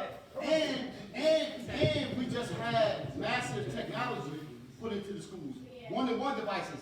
That goes, that's not all and we just had upgrade in different schools being built. It's not don't get it twisted the city of Buffalo just raining money up in the classroom. I've been in the classroom. Our technology is beyond none. I worked on touchscreen TVs, teaching conference centers to different kids where the TV costs $10,000. And we got 8 of them in the school. So that's $80,000 that was put there within a year. So it's not going all to. Right. So what I'm saying is. So that number is a little. So what I'm saying is in New York State, we spend $1 billion to educate our kids. In Buffalo. Right. Yeah. In Buffalo, I'm sorry, thank you. $25,000 per child. That's the most money per child in anywhere on this entire planet. What's the graduation rate just been put up? Our graduation rate in Buffalo is 65%. It's right around 65%. That's just in the last 5 years. And that includes the magnet schools and all of that stuff too. So listen, about the money, the point I'm making is we need more resources, but resources alone is not going to fix all the problems. More money is not the sole answer, because we spend the most in the world, but we're not getting the best outcomes. We're not getting better outcomes than the other states around us. We're not. Yes, sir. What you were saying, is back where I was related to. What are the teachers? Are the teachers being, trained also, in how to deal with our children? Because like I said earlier in the conversation, they don't see our children. For instance, my grandson used to tell me, when I have kids now, great grandkids in school too. Also, it's when they're in school, you can have one kid in a room of say 25 or 30. That one child may act up. And what that teacher would do is fold his arms and say, well, ain't nobody getting taught today. Now, I worked in the school system for 30 years out there, Plaster, or the Buffalo school system. And like I said, all I see them hollering and screaming at you. I didn't see a lot of teaching. You pay somebody $80,000 a year, you'll say, the kid's supposed to be learning. If I didn't do my job, I would be out of here. But my children would tell me these stories, and I would have to go, there too. One child can act up, and that teacher would fold his arms and say, nobody's getting taught today.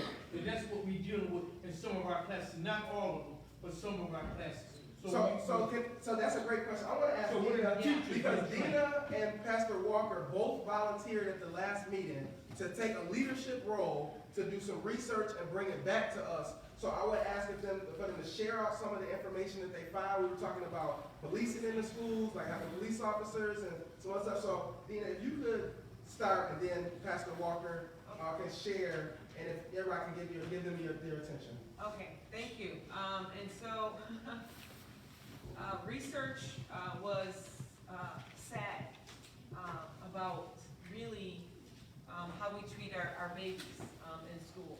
And so there's a lot of things that that we use to help manage behaviors or to try to help our students meet positive expectations or reach positive academic achievement.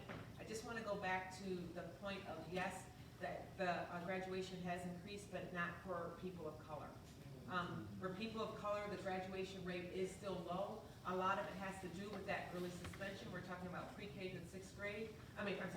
Actually pre-K to sixth grade, but actually from pre-K to third grade, because those are the most vital learning years. If you are not in school learning how to read and write and arithmetic, it has lasting impressions on you, so lasting impressions. And so that is a major factor in why we need to end suspensions in pre-K to third grade. And part of my homework was looking at using in-school suspension move from that. If our kids are not in class, learning those key social skills that they need to learn, even in-school suspension won't work. And so we need to come up with alternatives when we're talking about policies and how to support what we want to support this policy so our students can stay in school. And we can talk a lot about increasing resources, actually having more specialists within the schools, talking about OT people in the school, and trauma-informed people in the school. So there's a lot of the things that we need besides isolating students and student behavior. And there's a lot of supports for that, for in-school suspension. There's a lot of names that they use throughout places like Oakland and places like Denver, which is another place that has policies for ending suspension as well. They use reflection rooms, peace rooms, reset rooms, mindfulness rooms. They name them after people who are positive role models within their community rooms. And so the focus is on, what are the tools that you need to be able to address these behaviors? I also want to say that the data also shows that students are being suspended for things that are not suspendable offenses. So disrespect and insubordination, you should not be suspended for in pre-K to third grade. So that is a lot of things that are coming up. There's a really interesting report I read from Yale that talked about just tracking the eyes. Which students are teachers watching? And so there's a certain population of students that teachers watch, which are black and brown boys. And so they are more likely to be suspended or more likely to be scrutinized for behavior than anyone. So we're going into the race, we're going in and putting our head in behind the 8 ball, so to speak. And so really that implicit bias that needs to be taught in culture, that needs to be taught to our teachers should be part of this policy of why people are suspending. Also, just reflecting on some of the stories that were being told of why people were suspending students and how they felt unsafe about 6-year-olds and 7-year-olds.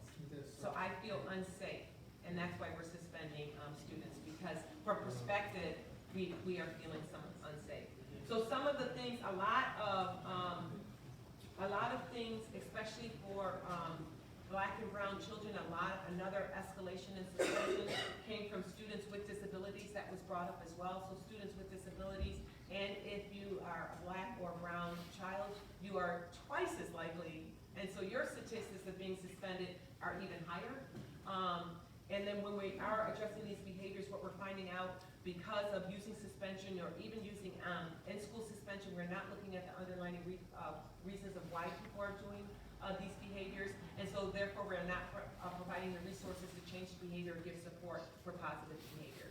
So if there's a lot of data out like that, there's a lot of strong push for more restorative practices in school.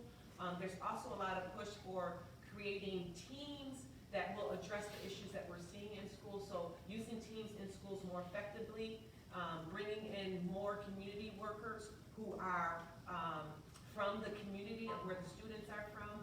We talked a little bit about that, and actually having people and mentors in school that actually look like our kids. And so addressing the need, and also there's a big culture gap. And so just kind of understanding the culture gap, but also using restorative circles to bridge that gap for teachers about what is that culture gap and how do we begin to understand culture and understand parents within that as well.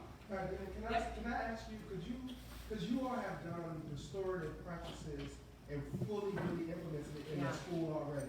Can you talk about what that experience was like, and then like what results did you see? Right. Did it actually have outcomes for kids that were different? Yes. And just kind of like talk that through those. Okay. Before you do that, can you just, on finishing that report, was there any situation where in-school suspension worked? Where in-school suspension was a good thing, or, because that was a big recommendation, Right. everybody kept saying in-school suspension, in-school Right. suspension. So we wanted to come walk away knowing whether that's something we should seriously consider or not. Right, and so the name is a whole different thing, and so this is what this shows about in-school suspension. It does not address the disproportionality gap. So if we're looking to address the disproportionality gap, it's not going to change. The same students are going to end up in in-school suspension. It really impacts what happens in that room, and as I said before, we need to change the name, and so it's not in-school suspension, it's a place that we want to address behavior and get students back into the school community or into their classroom as quick as possible. So using the restorative methods to address the behavior, give the right resources to people, and then get them back in class. So We don't you want just people isolate in them. 5 days in school suspension. So if you just got them isolated in school suspension, Right. you're not doing anything, You're not- that's the same as out of school That's suspension. exactly the same thing. Okay, so Right, and I'm just interested, how much did you learn in in-school suspension? Exactly, 0. And so I'm also coming to you from an in-school suspension coordinator. If I wasn't as tenacious as I was, none of my kids would have got work. It was me actually going to each individual, getting the list, making the list, going to each individual teachers and getting the work for me. It got so bad that I had to get a whole set of books within my room. And we called it the peace room, because that's all we do is we gonna make some peace in here.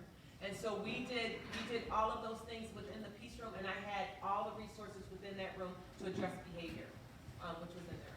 When I asked when I was like, can I always do my work? They would be like, well, you got your one-on-one advice.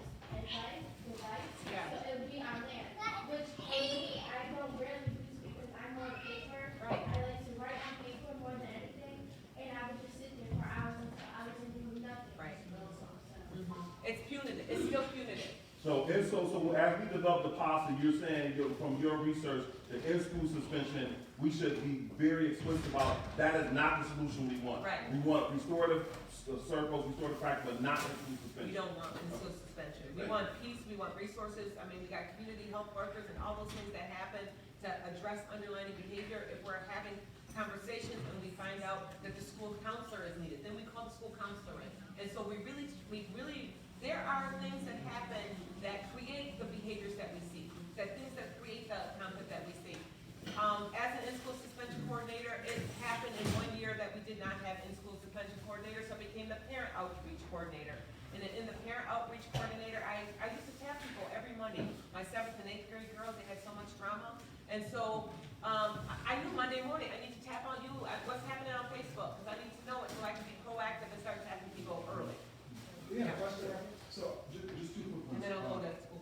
Yeah, so number one, I don't know if Buffalo does this, do they have the graduation rate of the public schools by race? Yep. Okay, You so, can see that. do we know what that would be for black students specifically? Yeah, we can go on the district website. Yeah. We just go on the district website, is it? Okay, sorry. I want to say 43% is in the high. Oh, okay. But don't quote me, but I think that's. But somewhere along those lines, I imagine? I wanna throw this out here, we ain't gonna keep it negative. Black women graduate college at the highest rate of any demographic group. So when we say we being left behind, black women at 30% rate graduate college, not high school. Right. So let's keep it like, No, I think what a lot of people would say though, when like to a comment like that would be like college, I gotta get through high school. Like that's how a lot of people Right. feel about that. So like that's why I would never diminish somebody's identity when they say that they're struggling in high school, because as a high school student, I recognize that I have to get through that process in order to get to college. So, That was my first thing. right. So you were saying, out of 10 black girls, to that point, out of 10 black girls, 5 are gonna graduate high school, and 2 will graduate college. And we're gonna celebrate that. 3.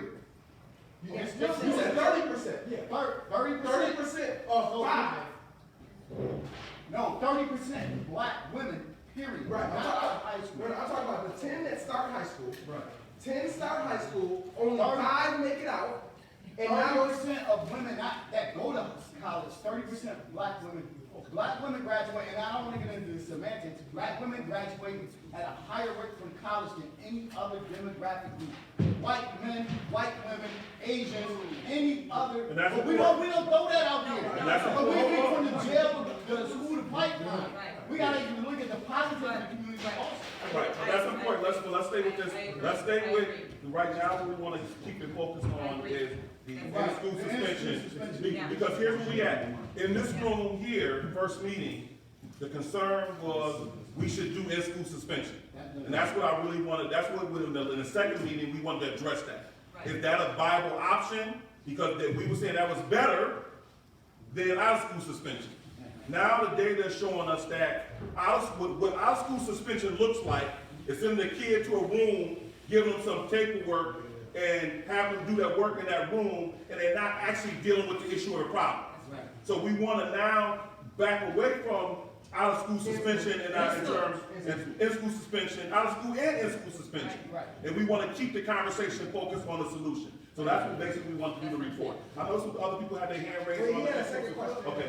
All right, so, and then, I'm not even gonna talk about in-school suspension, I think we've all just like agreed that that's like not the answer. But it's important that we also address like what we were talking about earlier, when we talk about suspension, that's at home. Right. I could also see that as an issue where it's like, all right, now we don't have That's suspension, growth. but you still have to go home. So Right. like, it's not actually called suspension, Right. but you actually end up still doing the exact same thing. So we have to also make sure that that's enumerated, that that's also not acceptable. Right. Well, but that's also illegal. That is. So let's say on the record, for everybody to know, let's say it for Facebook Live, so everybody know, Dr. Tanja Williams had here last week, and she said, last month, if anybody ever tells you as a parent to come get your child from school and they're not suspended, just take them home a second for a day or two and then bring them back, that's illegal. Call her office will intervene and deal with that principal. Because no teacher, no counselor, no principal is allowed to suspend a child or have a child to leave a school without being formally suspended. That's how illegal it is. So I think my comment was the same as this gentleman over here with in-school suspension. Even if you eliminate in-school suspension, whatever those alternative programs are, need to be filled with trained individuals, right? And best practice programs. Because we've already had schools that eliminate in-school suspension and call it something very pretty and nice, but it's still the same thing. That's true, right? that's true. Right. So you're saying the policy need to include the professionals we need to be in the intervention? Right. Not just the room? Right. Yeah. So I want to say, did that complete your report? That's good. Oh, I'm sorry, I said Mr. Martin. Yeah, I'm just curious, when the final draft is ready, will there be a list of possible solutions connected to it or forward to the board with the draft policy? Yes, sir. Has there been a conversation? No, that's why we're gonna take some of the notes from here and try to put it together. All right. So before we go on to Pastor Walker, I want to say this, because I feel this brother who's an educator, and I want to make sure I say this. We are not here to bash the school district. We're not here to bash teachers. We're not here to bash principals, okay? In fact, from the 5 years ago when I came to Buffalo, only 11% of kids could read on grade level. So when I got to Buffalo, I pulled it down. That's the first thing I did, because I got kids, okay? And I looked, 11% of kids can read on grade level. We are now up to almost 24% of kids can read on grade level. Now, 24% of kids reading on grade level is not a celebration. But if you look at where we were, that is the direction that we want to continue to move. Because you got to get to 24 before you can get to 30. Does that make sense? And so we know that didn't magically just happen. We had a lot of people working hard, a lot of good leadership, a lot of dedicated teachers. All that being said, we can still continue to push on things that we don't like or that we want to see improved at the same time. We can all be moving separately towards the same end, which is good, high-quality outcomes for our kids. Does that make sense? Because I don't want nobody to leave saying, man, they just suspended 3,500 kids in the first 4 months. They ain't no good. No.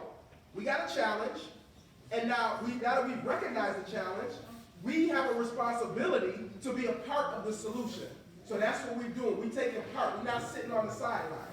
But we're not here to tear nobody down. So I don't want you or anybody else to feel like we just trying to highlight the bad and we don't want to talk about the good. No, but there is a problem, and we don't want to leave until we finish and we solve this problem. So that's what everything we're doing is to the end of solving this problem.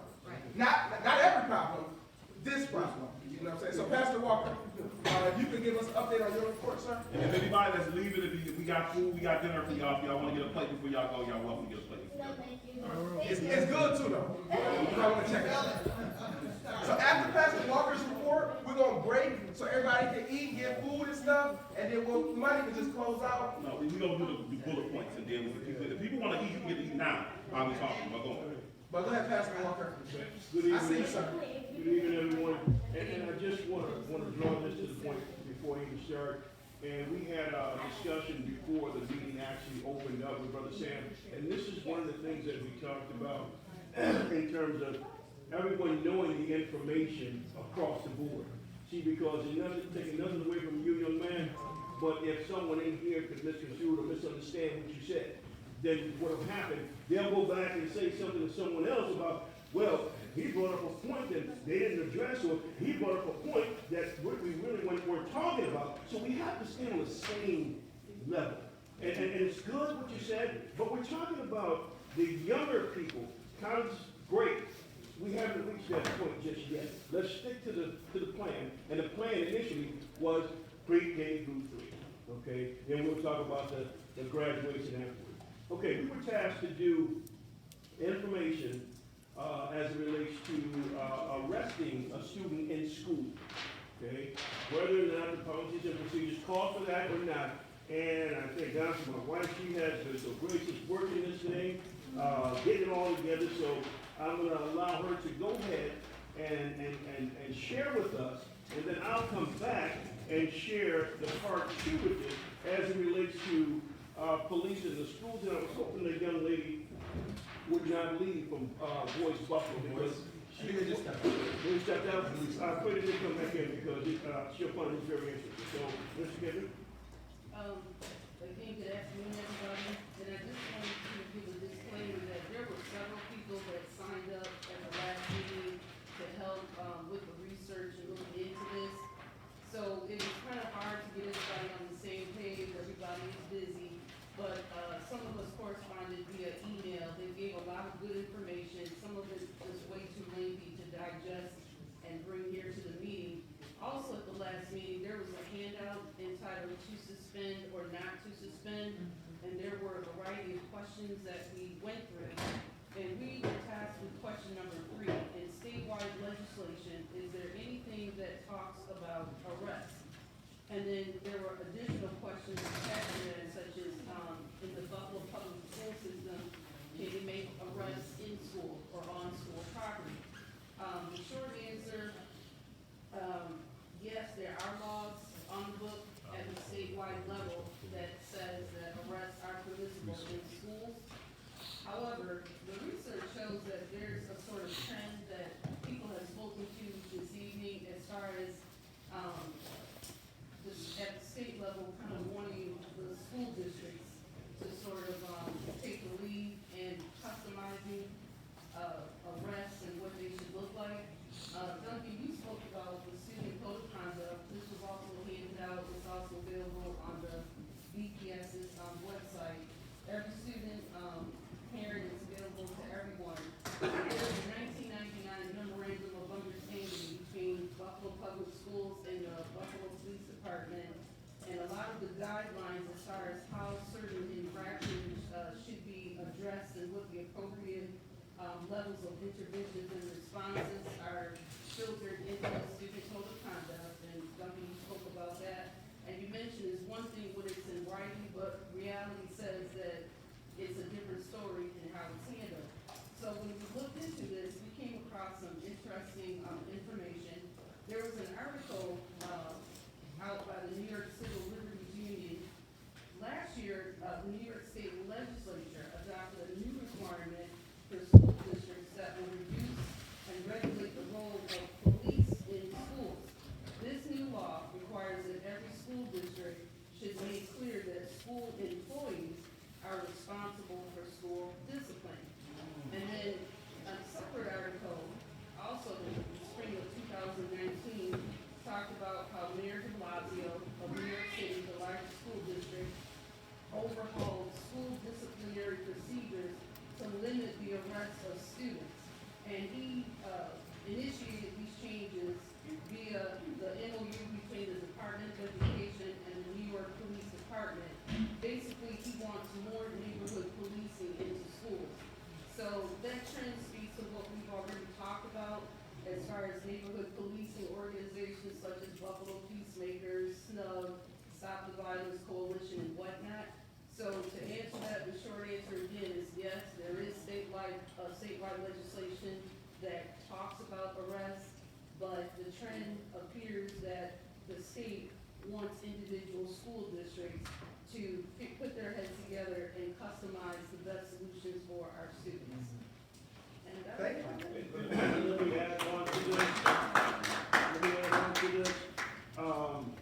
As it relates to arrest, what we have also found out, we got a little deeper with this, with regard to Buffalo Public Schools, okay?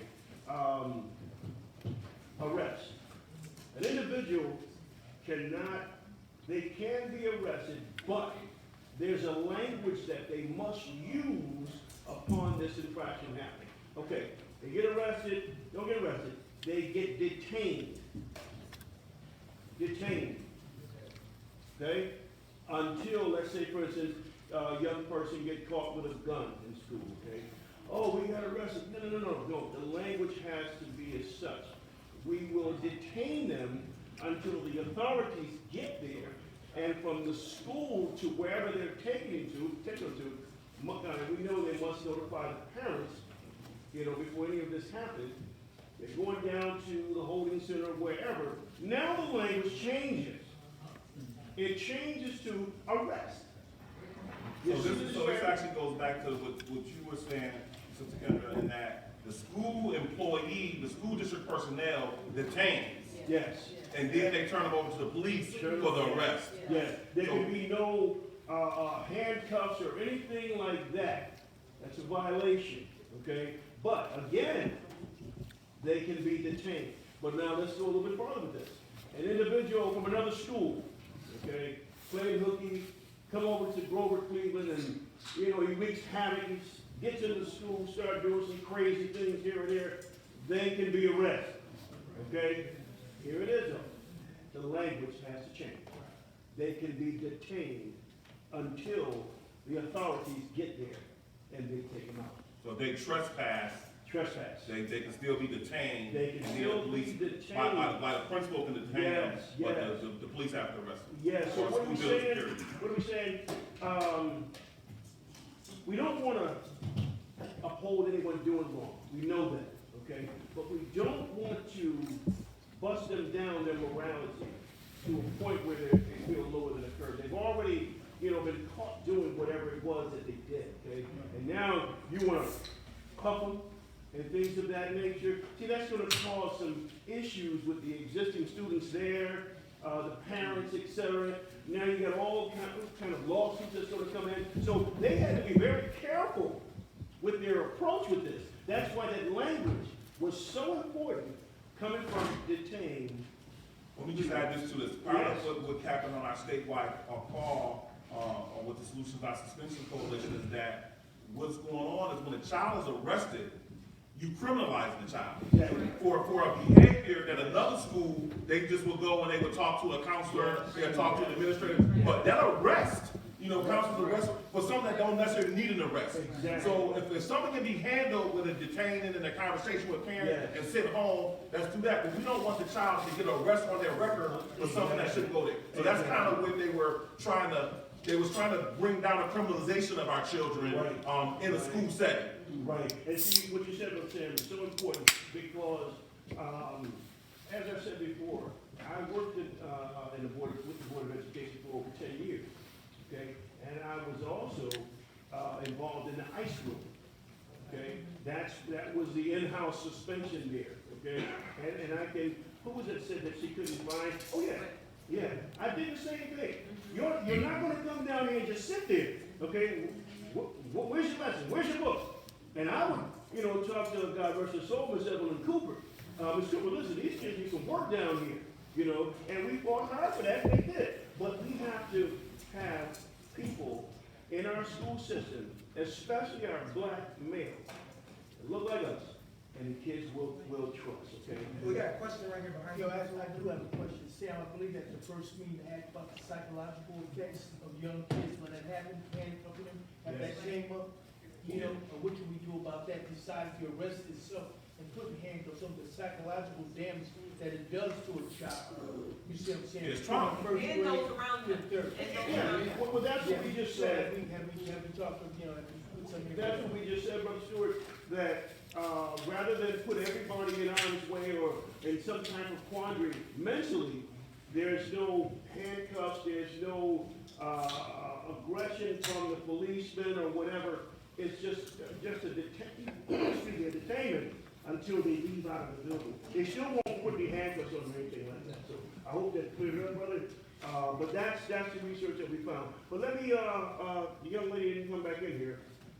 Very important, number two, the police in school. Now, they were dead set against that, because it intimidates them, it makes them feel like they're in jail or whatever.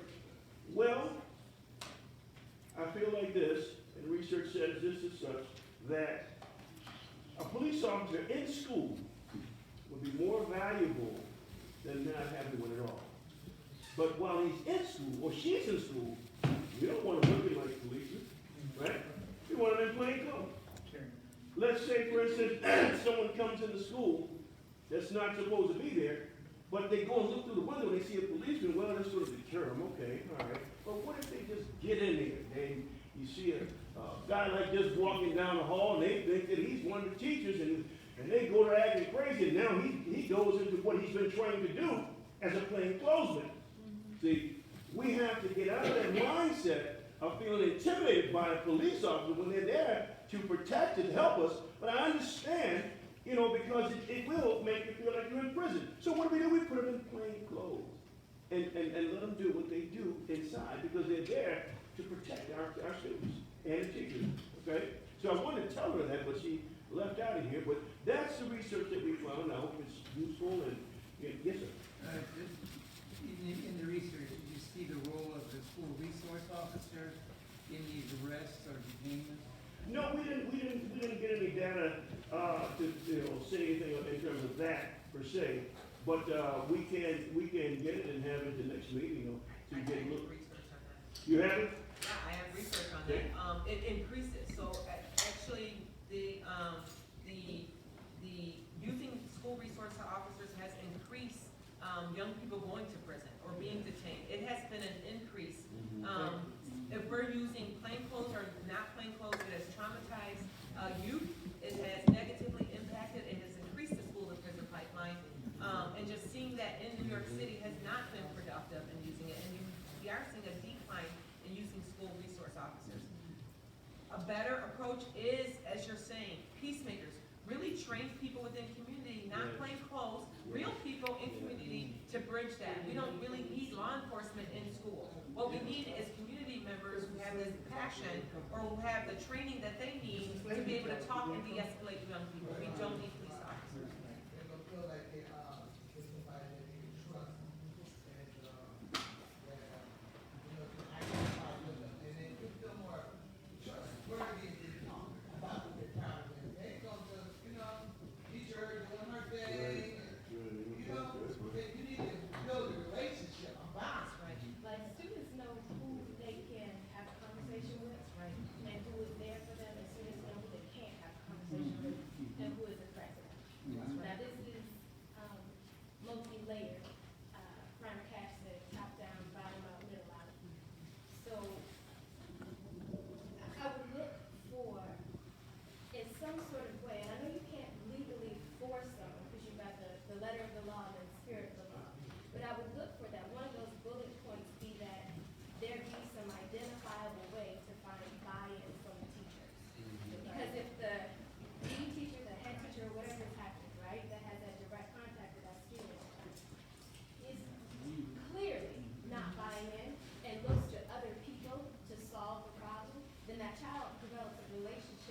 that but not the one that they have the direct conflict with or an issue with to begin with. So there has to be some level of accountability that is tangible for all of the educators that are impacting these children's lives. And this is where restorative practice. That's why it's so important that we take this restorative practice piece here and incorporate that in our schools. And I'm gonna tell you, one of the most important things, other than that, that's gonna help stem this tide, are getting the groups at the Peacemaker, the Stop the Violence Coalition, the SNUB, groups like that, who have a relationship with these young folks, okay? And same to Will, they trust us. They trust us. You know, it's just something about when we approach a group or whatever, we can, you know, garner that attention right there, and they could be in the midst of doing madness. It's just something about us that this is the way it is. And I said this before to you, one of the most important organizations to ever hit the Buffalo Public Schools that worked, was the American program. I was the East Regional Director, that's right, at Lafayette and Grover, okay? It worked. But due to political winds, it didn't get refunded. And I've been screaming this for the last 15 years.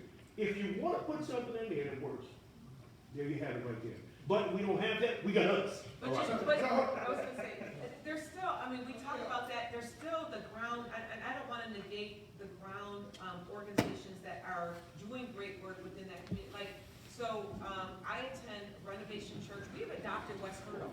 And so we have relationships with students, we have relationships with teachers in West Hurdle. They come over, then our church, they use our space when it's, you know, they have Great Fun Friday. I mean, and so it's about us too. It's about regular community members really going in and partnering better, not just for when kids are doing, you know, we spend a lot of money on the kids when they have negative behavior. We don't do anything to encourage positive behavior. And so we need to do things that are encouraging the positive behaviors that we want to see and not always coming down on those negative behaviors. So what is that? And so, you know, it's great that you see me when you're in trouble and you're going to come to me when you're in trouble, but I want you to come to me when it's good too. And so how do we create that? So let me do this right quick. So why don't we're going to kind of wrap this up with starting to scribe out what we want the policy to look like. So we want to take the bullet points. So we've heard, we went through, this is the third meeting, we got the questions, we got the answers, we got the reports. Now we want to get ready to put together a policy. Yeah. Dr. Mastretta gave me a report too. Okay. I just forgot because she gave it to me the day after the last meeting. It was like 30 days ago. So I apologize. But if you want to just share out real quick before we go through these bullets and start. So a discussion came up at the last one, asking me about some of the other things that the groups were doing, and I know Sam had shared that DPCC kind of weighed in on the partnership with the district and the teachers, but using the contract is kind of where we came in at. You know, the district is again negotiating the contract with the teachers. So we looked at it in the spring, we kind of took a break with the election, came back in October. And I'm sorry, I did bring a copy with me, I sent it to you, because I know that's where it came up with. All we did, though, is as a group, was we formed the ad hoc committee, went through the contract, it's 90 people. So it's not easy, but we kind of went through and used that as some specific stuff from the contract that we wanted to work on in order to have a more positive relationship with our teachers. So for example, the big thing that was really striking is this first section that really discusses the relationship between parents and teachers. The headline was protecting our teachers. Wow. So that is a very strong. That's in the contract? That's the contract. That's the contract has the section headline where they talk about how the interaction. The parent and teacher relationship is protect our teachers. Wow. So when did our contract? I mean, the contract goes back, the contract's, I don't know, 40 years. I mean, all they do is it's not written, it's just changed. So it's not a contract. So that, we want to come in from that kind of point of view and say, what do we need to do here to reframe this whole narrative on how we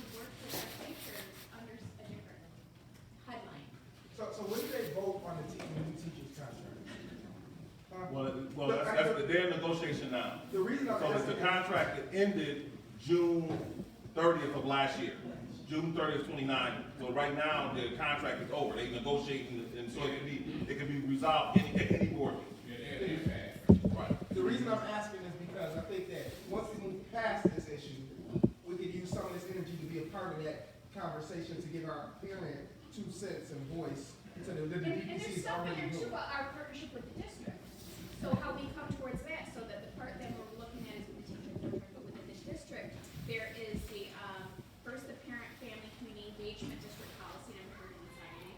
And then there's a district plan for school-based planning and shared decision-making that we're weighing in on too. There's another meeting, we had a meeting about that, and there's another meeting with all the district stakeholders on the 27th. So those are the different areas that we're coming in, because I think a lot of it, what I hear and how we're trying to reframe it is, a lot of parents are treated as people in need of services instead of partners. So we're really completely just changing the way that we're viewed, like we're trying to do tonight, is just to hear what we're saying and figure out which way to make this a great solution.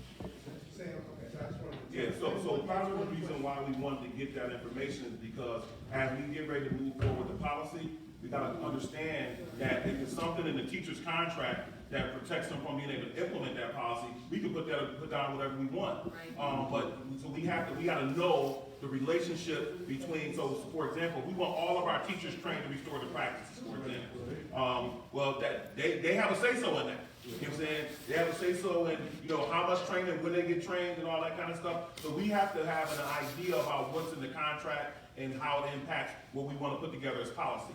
And on this particular issue, I just want to be really fair, because, and I'm being straight up honest, we don't always agree, with the Buffalo Teachers Federation on everything. But on this particular issue, the Buffalo Teacher Federation did issue a statement in support of not having children get interventions while on suspension. They don't want children just suspended without intervention. We are saying something a little bit different. We don't want the child suspended at all. So they want the child suspended, but while the child's suspended, they want something to happen. As of right now, when the child's suspended, there's not necessarily a guarantee that there will be supports and resources that are wrapped around that child to get a result. So we need to, as we get ready to describe out this policy, we need to kind of say the things that we want. We don't want just the policy. We're gonna say that first. Let's do that now. Let's get the first bullet down. Oh, wait, we got a question. I'm taking the question. Well, while we're doing that, I'm gonna have Tricia to come up and put the first bullet point down on a big piece of paper. You know what I'm saying? So we're gonna put the first bullet point down, and then we wanna go around, and I wanna do that, I'm gonna do this way for a real specific reason, right? Because, sometimes, people who like to talk, will talk whenever they want to. Some people got good ideas and they ain't gonna talk and let you go to them, right? So what we wanna do is we wanna go around the room and get everybody's input. If you ain't got no input, just say I don't got no input. But we want you to think about, we want to get everybody's input on this part of it, because when we come together next time, what we're going to do with this information, we're going to schedule a meeting with school board members. The school board members is going to, we're going to show the policy, and then we're going to show the things that we talked about as a community. And then we're going to ask them to formulate it into a policy at the board level, and then to move forward with that. But we want to make sure it's reflective of the community and what the community wants. Willie, your point, then we'll go and get out, and then we'll do the first policy. Yes, the first thing, I tell people, when people say, "Willie, tell I'll shut up," they stand there for one. So that's what I say. I agree with you totally, what you had said up here. That was very. You said you know what they said, though. I would have no problems. I'm old now. You see what I'm saying? But what she said was very, very important about how they framed it. She said their protection is going to be for the children. So that says something in itself. That should be erased from one of our bullet points. The next one, in order for us to give our young kids from the kindergarten to that 3rd grade level, that motivation, do they teach anything about history, about Black history in those classes?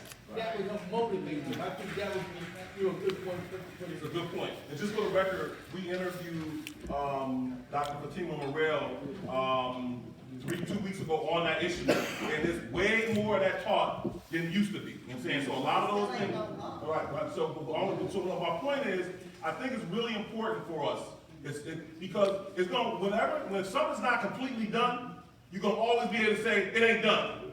But you always have to acknowledge when something didn't happen at all, and it's starting to happen. That's right. You know what I'm saying? Because you can't just throw it all away and say, well, you ain't doing it all. Okay, wait, I'm doing something, right? And because a school district is a big thing, it don't all change at one time. It don't all change African African. So there's a lot, we've seen a lot of the African infusion and stuff that reflective of the students, books, and there's a lot of stuff going on along those lines, you know what I'm saying? And so more needs to happen, and we can't stop pushing. But Link Zero, and Eva Doyle made an important point on this issue when we talked about on the radio show. Eva Doyle commented and said, there was stuff always going on. You know what I'm saying? She was doing stuff, some teacher was doing stuff, just not enough stuff is going on. Now more stuff is going on. And now our goal is to have even more going on, so we appreciate the point. All right, so first bullet point.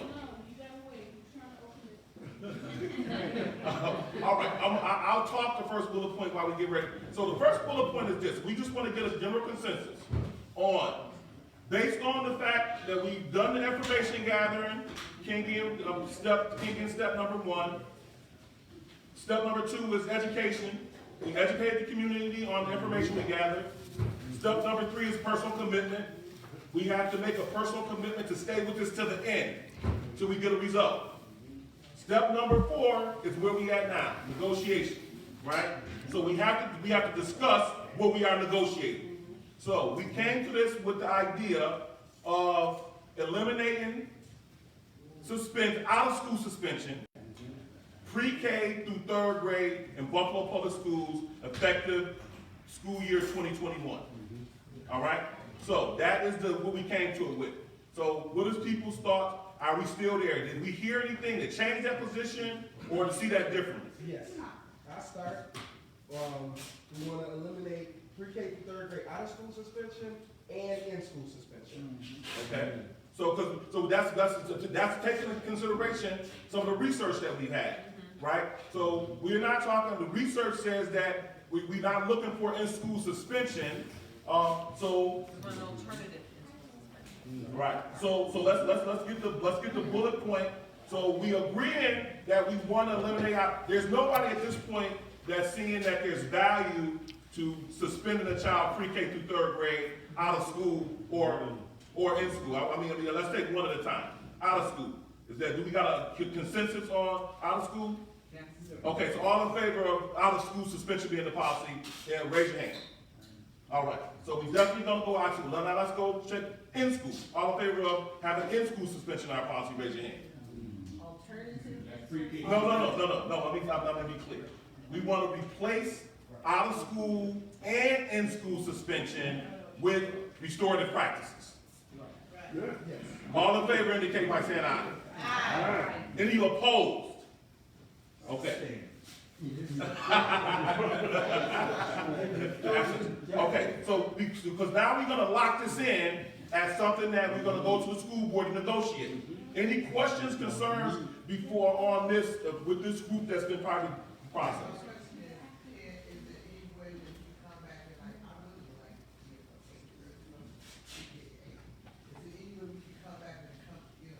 Absolutely. Yeah, and what we did, Ashley is the chair of a subcommittee that is looking at the elimination of pre-K through 12, actually. And one school district did that. All right, so as we move forward with this, we're not gonna stop. But we're gonna try to get this policy passed, and then we'll come up with a phase 2 once we get this policy passed.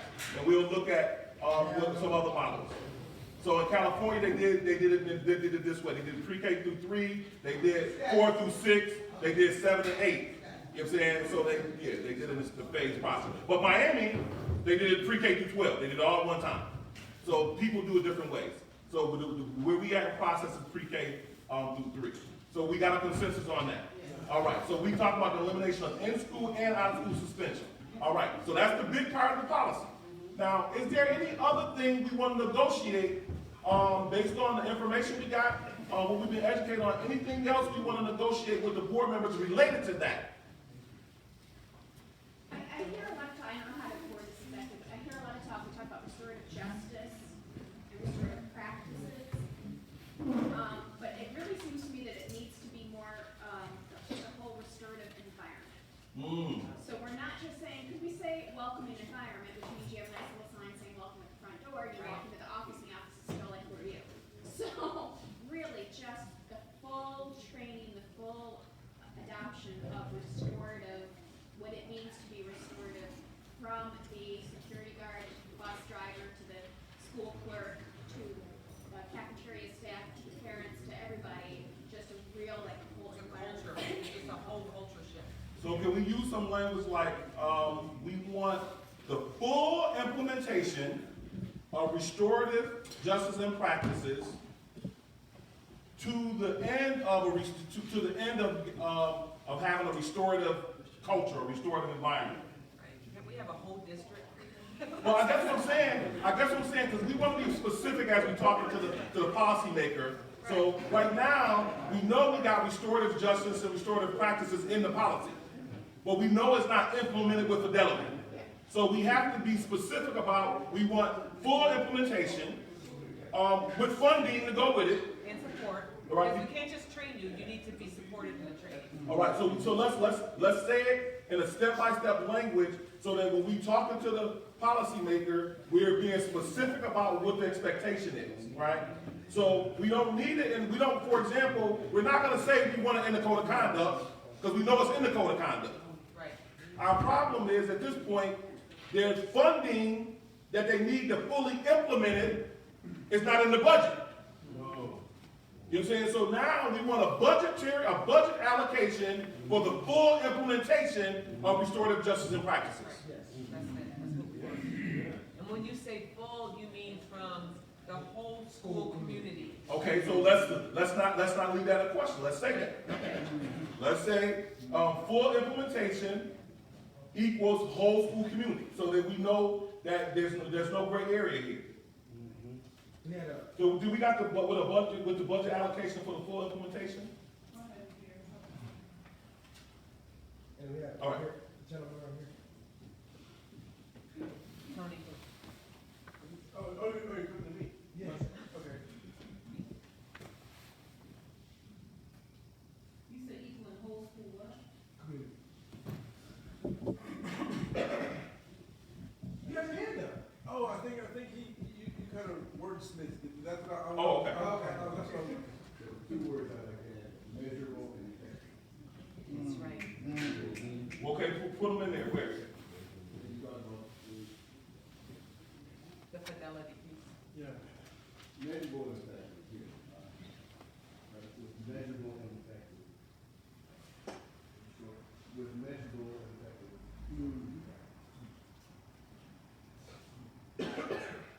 Because if we use a term like measurable, we have to say, what's the metric we're gonna measure it with? Where we are now, where we want to go.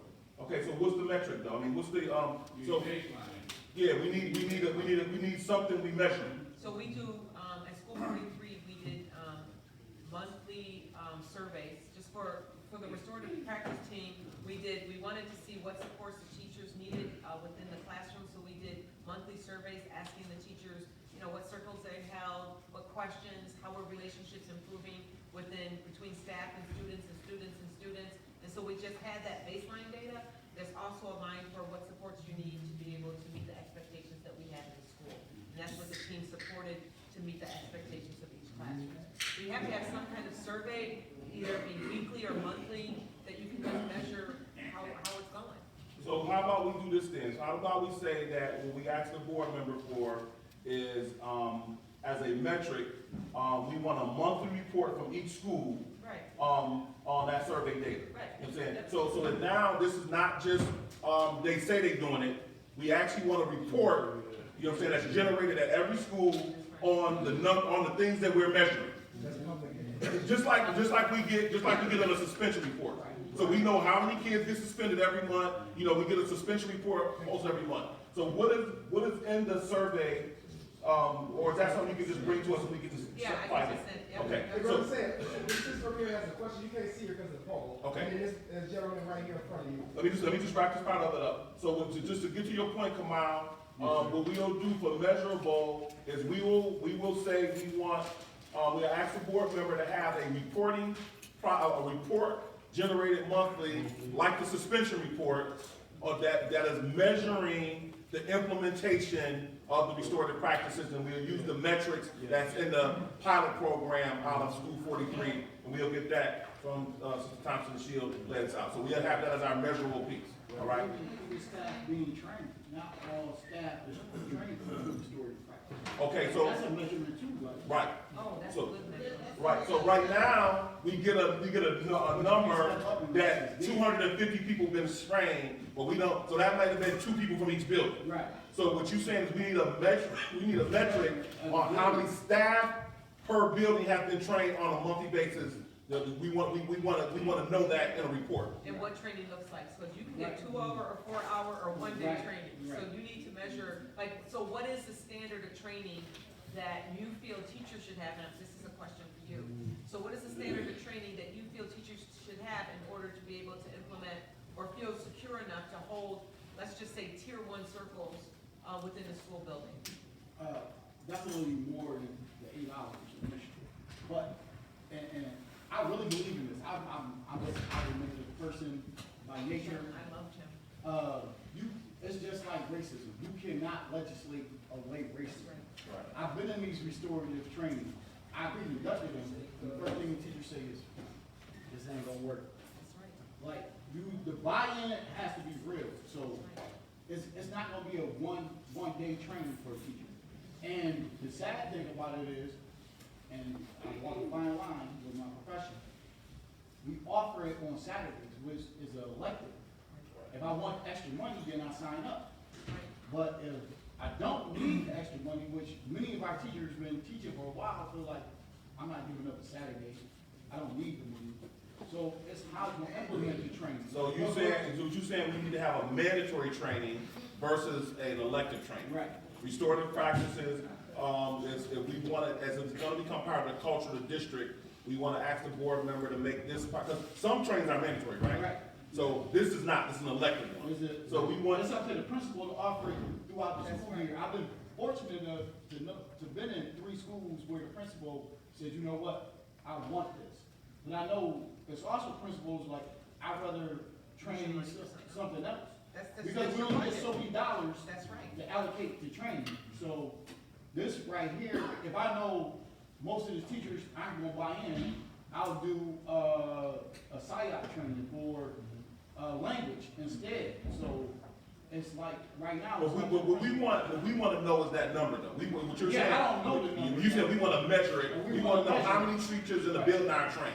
Right. So as part of the measurable report, we want to know how many teachers were training, and you saying we want to know what the training Right, was. so- Whether it was a 1 hour training or Right, a full day training. Right, so School 43, we did 2 days of training together, and then we did another half day, and then we supported training within the building. So that was the fidelity model, that we wanted teachers to feel secure and being able to do this, and then with the surveys, the support that they needed, because 2 days of training.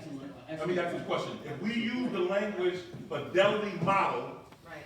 in the writing of the policy or the negotiation parameters, would they know what we mean if we say the fidelity model? So, no, because their fidelity model is different. Their Okay, fidelity model, okay. you need So we have to at least define- 4 hours of training is their fidelity model. So we have to define fidelity model. Right, yeah. But I want to get to the system. Yep. I want to get to the system here because because of the poll, they can't use them.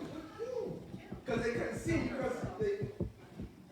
Oh, well, I have a question, and, we're talking about teachers and accountability and everything, but, I think we're losing sight of the student, right? And whenever you go to college, right, at the end of your course, you do teacher evaluations, right? And we don't really take the time out to hear what these students have to say. And I think that kind of feedback should be an important part of a metric when we're evaluating how, especially when it's about the relationships that we see within a classroom, that we need to also find a way to have these students' voices heard. Because it's supposed to be about them. They're supposed to be the center. It's not, teachers and all that, administration, but it's ultimately about the students. So we cannot forget and we can't omit their voice. So I think something has to be within a language that we acknowledge them as well, that they are a I part think of that's a it. great point. So in this fidelity model, 13 students were trained to be restorative justice peer leaders. Let me ask you a question. In the process, will a student, do they ever get a student experience or a student satisfaction survey? Or do they, after the end of the restorative practice or the circle the student in there, do anybody ever get the student to evaluate the effectiveness for them? We're doing that research this year. So that's the research we're doing with the student model this year. Do So if you can put in there, I think that's a good point, so, Do you do DASA, survey? We have not, no. what's the we're- DASA survey? Pretty much what you're talking about, Mhm. where the students get a chance to talk about, do you feel like their needs have been met, do you feel like it was a. School climate survey. Yeah. The school climate survey. What is, DASA's an acronym? It is. You know what it stands for? Dignity, also. Oh, I know what that's, okay. Yeah, yeah. Okay, so you saying one of the reports that we can get is if a student goes through this process, at the end of the process, we want the student to do a, what you call it? What's the, that's a Report, like. I don't know, I don't know if that's what she's saying. So they just need a survey. They Yes. just need to see a survey of how they're impacting them. Is Yeah, that- an impact survey. That's right, no, that's not what I'm saying. Okay. I'm saying that every student in schools needs to be heard. Right. All right, we need to hear what, and I think this also is a way to attract, I don't know, maybe we'll find you that maybe there's a particular teacher. I don't know if that these are going to be implemented, but so until we get there, we have to see what are we going to do, and I think this could be something that could be integrated. But, if maybe it's a certain teacher, right? And of course, he has to be, maybe they have to be anonymous, you have to protect people, or they won't feel free to, report honestly, but, it's important to hear what the students say, and I think it's also a way to get, to see maybe if we can localize it to certain teachers, not necessarily like trying to pinpoint, but maybe now we can tell our trainings, or we can give mentoring, you know what I mean? Who are these teachers that, the students are having the problems with? Instead of just looking at it from the student issue down, looking at it from the other way, not this way. So if I'm hearing you correctly, you're saying the suggestion was put on the table for the students that were trained with the restorative practices to do a survey on how that's affected them. But what I hear you saying is every student do a survey monthly so we can see how the people who are being trained are doing with their practices and how that's affecting the students. Right. The school climate survey, but I think we wanna keep the school climate survey separate from the policy stuff that we're talking about. Meaning that school climate survey should happen.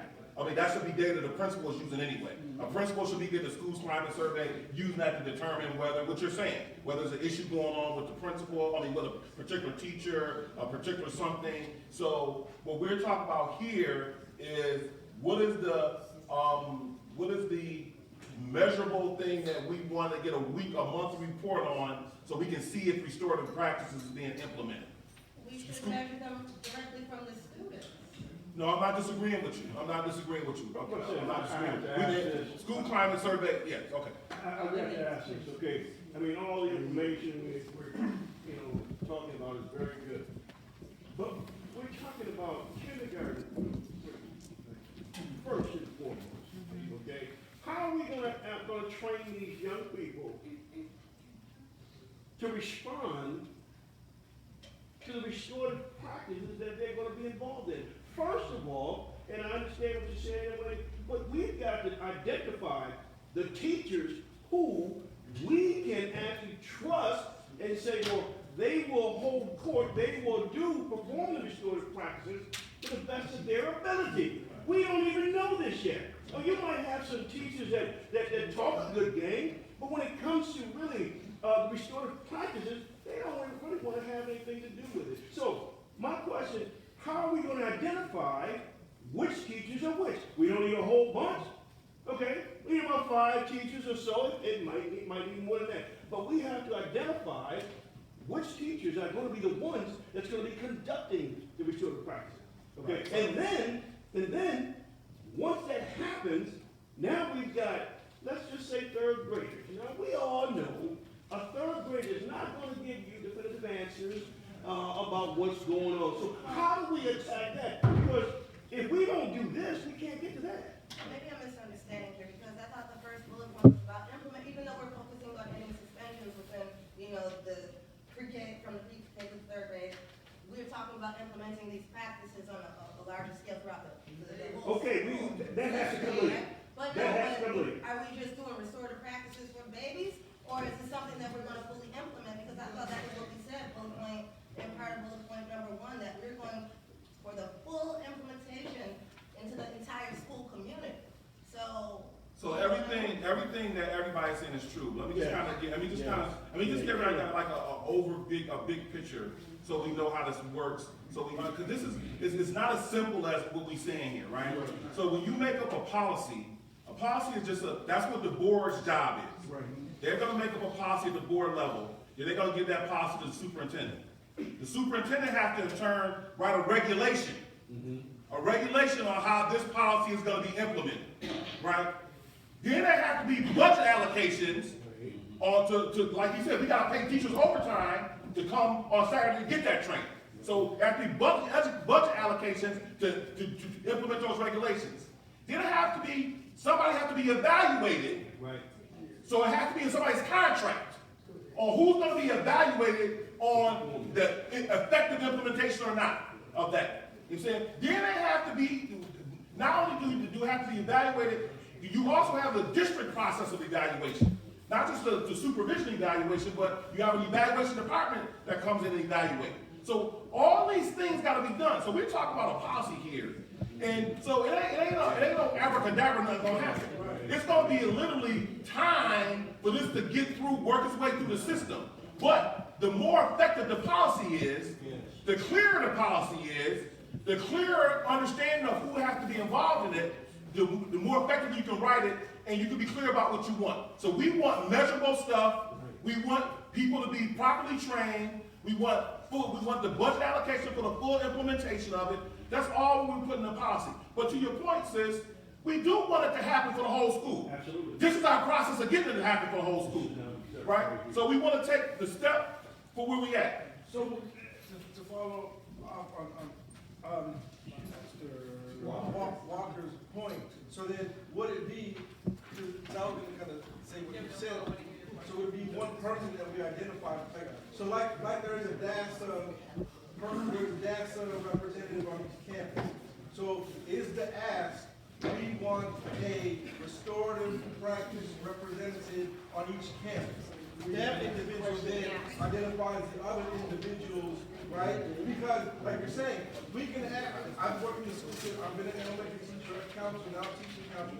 Like, we know the reality is, like you said, we can ask for every teacher in that school to be trained, they're not all going to do it, right? They'll go to the training, and then they'll get the training handbook, they'll put it away in the desk, and they'll never look at it again, right?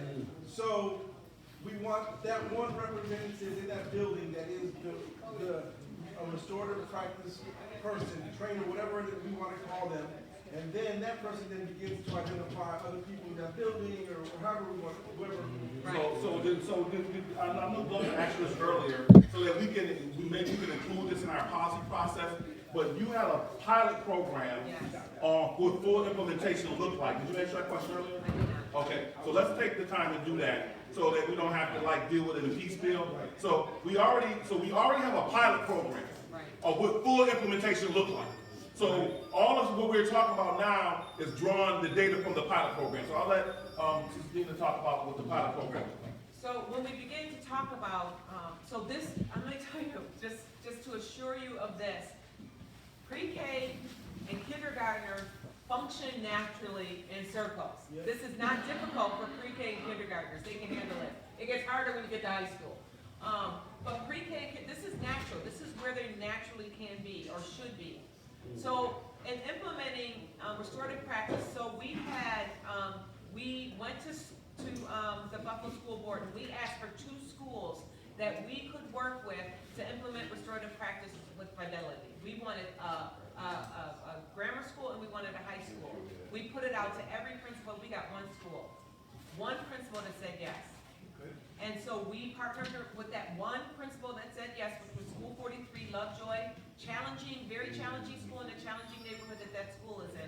They had more bullying, 50% more bullying that happens any place else in Buffalo. They had high rates of suspensions that were happening in Buffalo, so it was a perfect school we wanted to go into. So we went into the school with the model of, this is what we're coming in to do. The principal was completely bought into the process. We said we want to train people for 2.5 days in restorative practice. We want to create a team that supports the restorative practice using volunteer teachers who want to be on this team. And then also, they worked with the Say Yes organization, and then we were the community-based organization that came in to do the work.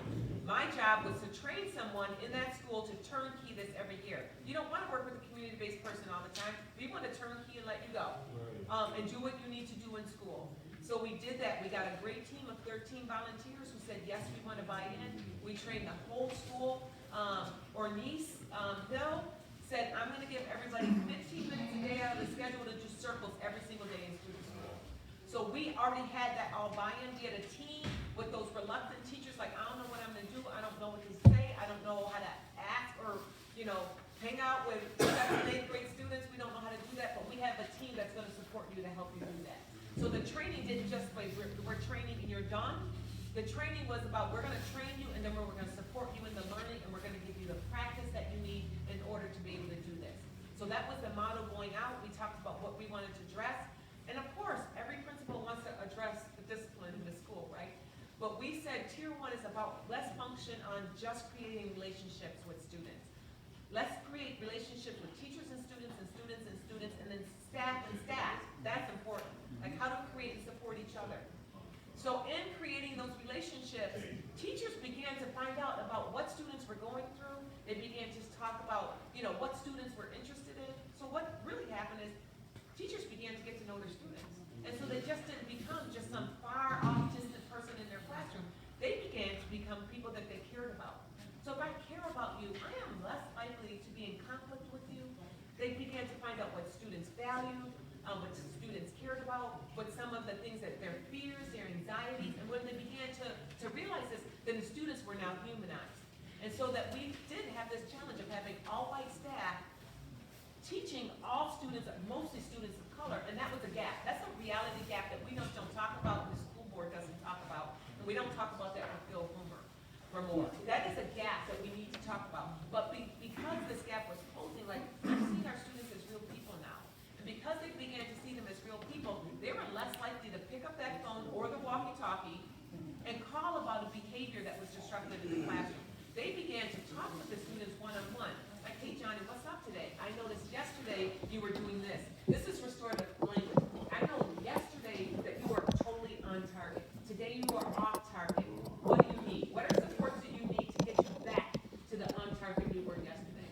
And Johnny's like, I'm hungry, or so-and-so's bothering me, or he's kicking me, or the other kids are laughing. But I'm you know what? Instead of doing other things and letting Johnny escalate, I'm going to address the issues on this low term, right? So 2 questions. Yep. What is the statistical change that took place as a result of the pilot project? And what was the team that needs to be in there to sustain it? Right, so the team, there are 2 teams, so we say it needs Well, let's talk about impact first. Okay, So so I got some happened? impact here. So our impact in just working, and I'm talking 1 year, not looking at discipline, not looking at suspension or anything. We just wanted to increase relationships.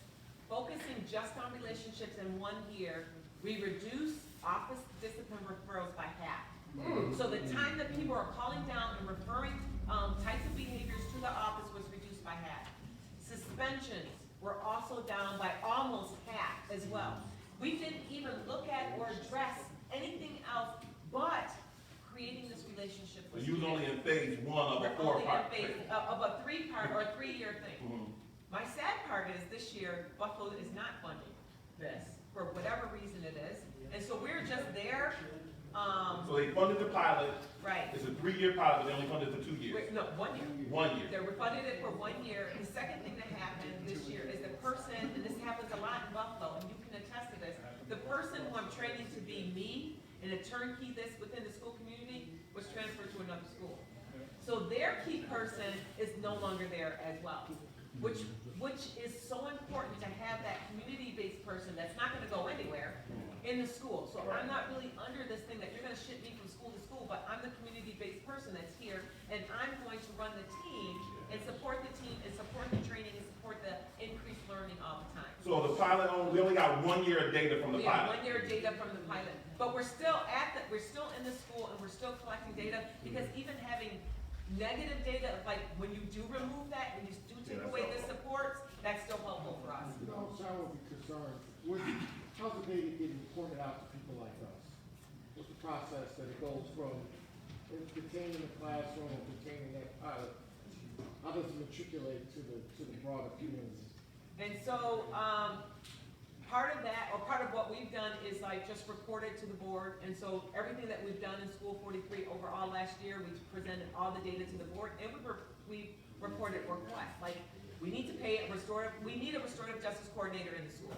That's just drop the mic, that's what you need. If you want to sustain this work in the school, you need a community-based person that does restorative practice, put him in the school to support the work that's happening in there. Let me just ask you along that, for your question, what would be an acceptable way? Like, for example, if the board said we post it on the website monthly, would that be, I mean, what would be an acceptable way to get it to matriculate to the community the way you actually want? I think it needs to be more, a lot of these things fall through the cracks, right? That's right.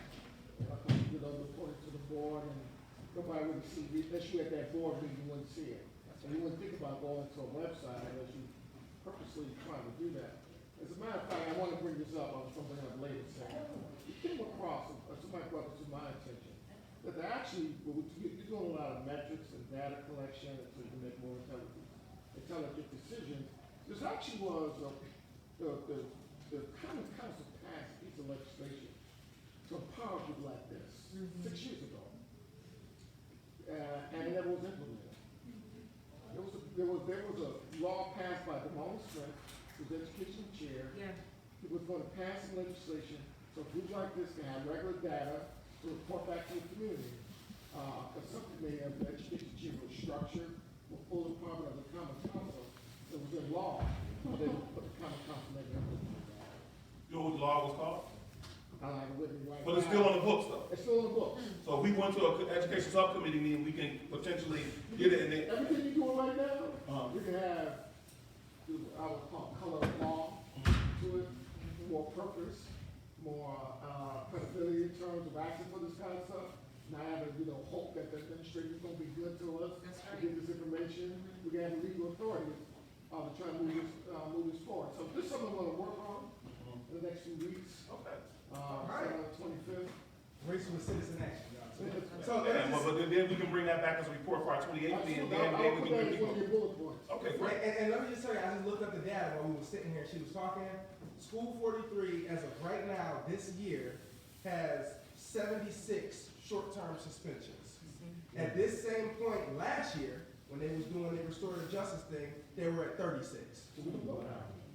That's the impact that we try to have instantly with restorative practice. So we got enough stuff here to clarify why we need to get an ongoing report. So now in terms of a model, what did you discover? What are the positions that you need to have when you implement fidelity? You need to have a restorative practice coordinator. Right. We need to have proper training for teachers and support for teachers. Because I definitely feel that is why some teachers might be hesitant on doing this, is because I'm not properly trained and I don't have the supports I need to be able to do this. We need to have the training, the time commitment that has to come from administration to do this. We also need to have a restorative practice team, so a team that supports the work within the building. So if we were to write it down, we will write down that what we would like to see in terms of the full implementation is a restorative justice coordinator in every school building. We would like to see a designated restorative practice team in every building. And what else? So we have a team, we have support. And so with that team, you're having like weekly support. We Yeah, need but we data. for the purpose. So the corporate list, and so we also need some kind of data collecting tool so that we can support the teachers who, I'm sorry, sometimes don't have a voice or use their voice to say I need help with this. So not only do we need a data collecting tool for the people in the building. Right. Okay. And that all is funded. Okay. Gotcha. We do one more. What's an example of a tool so we can just write it down? What would the data collecting tool?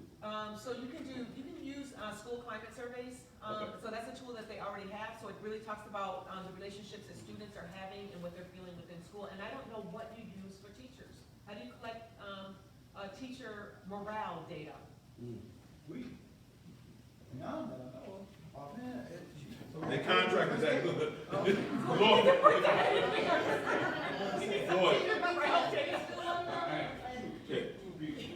One, to me, the elephant in the room will still be filled.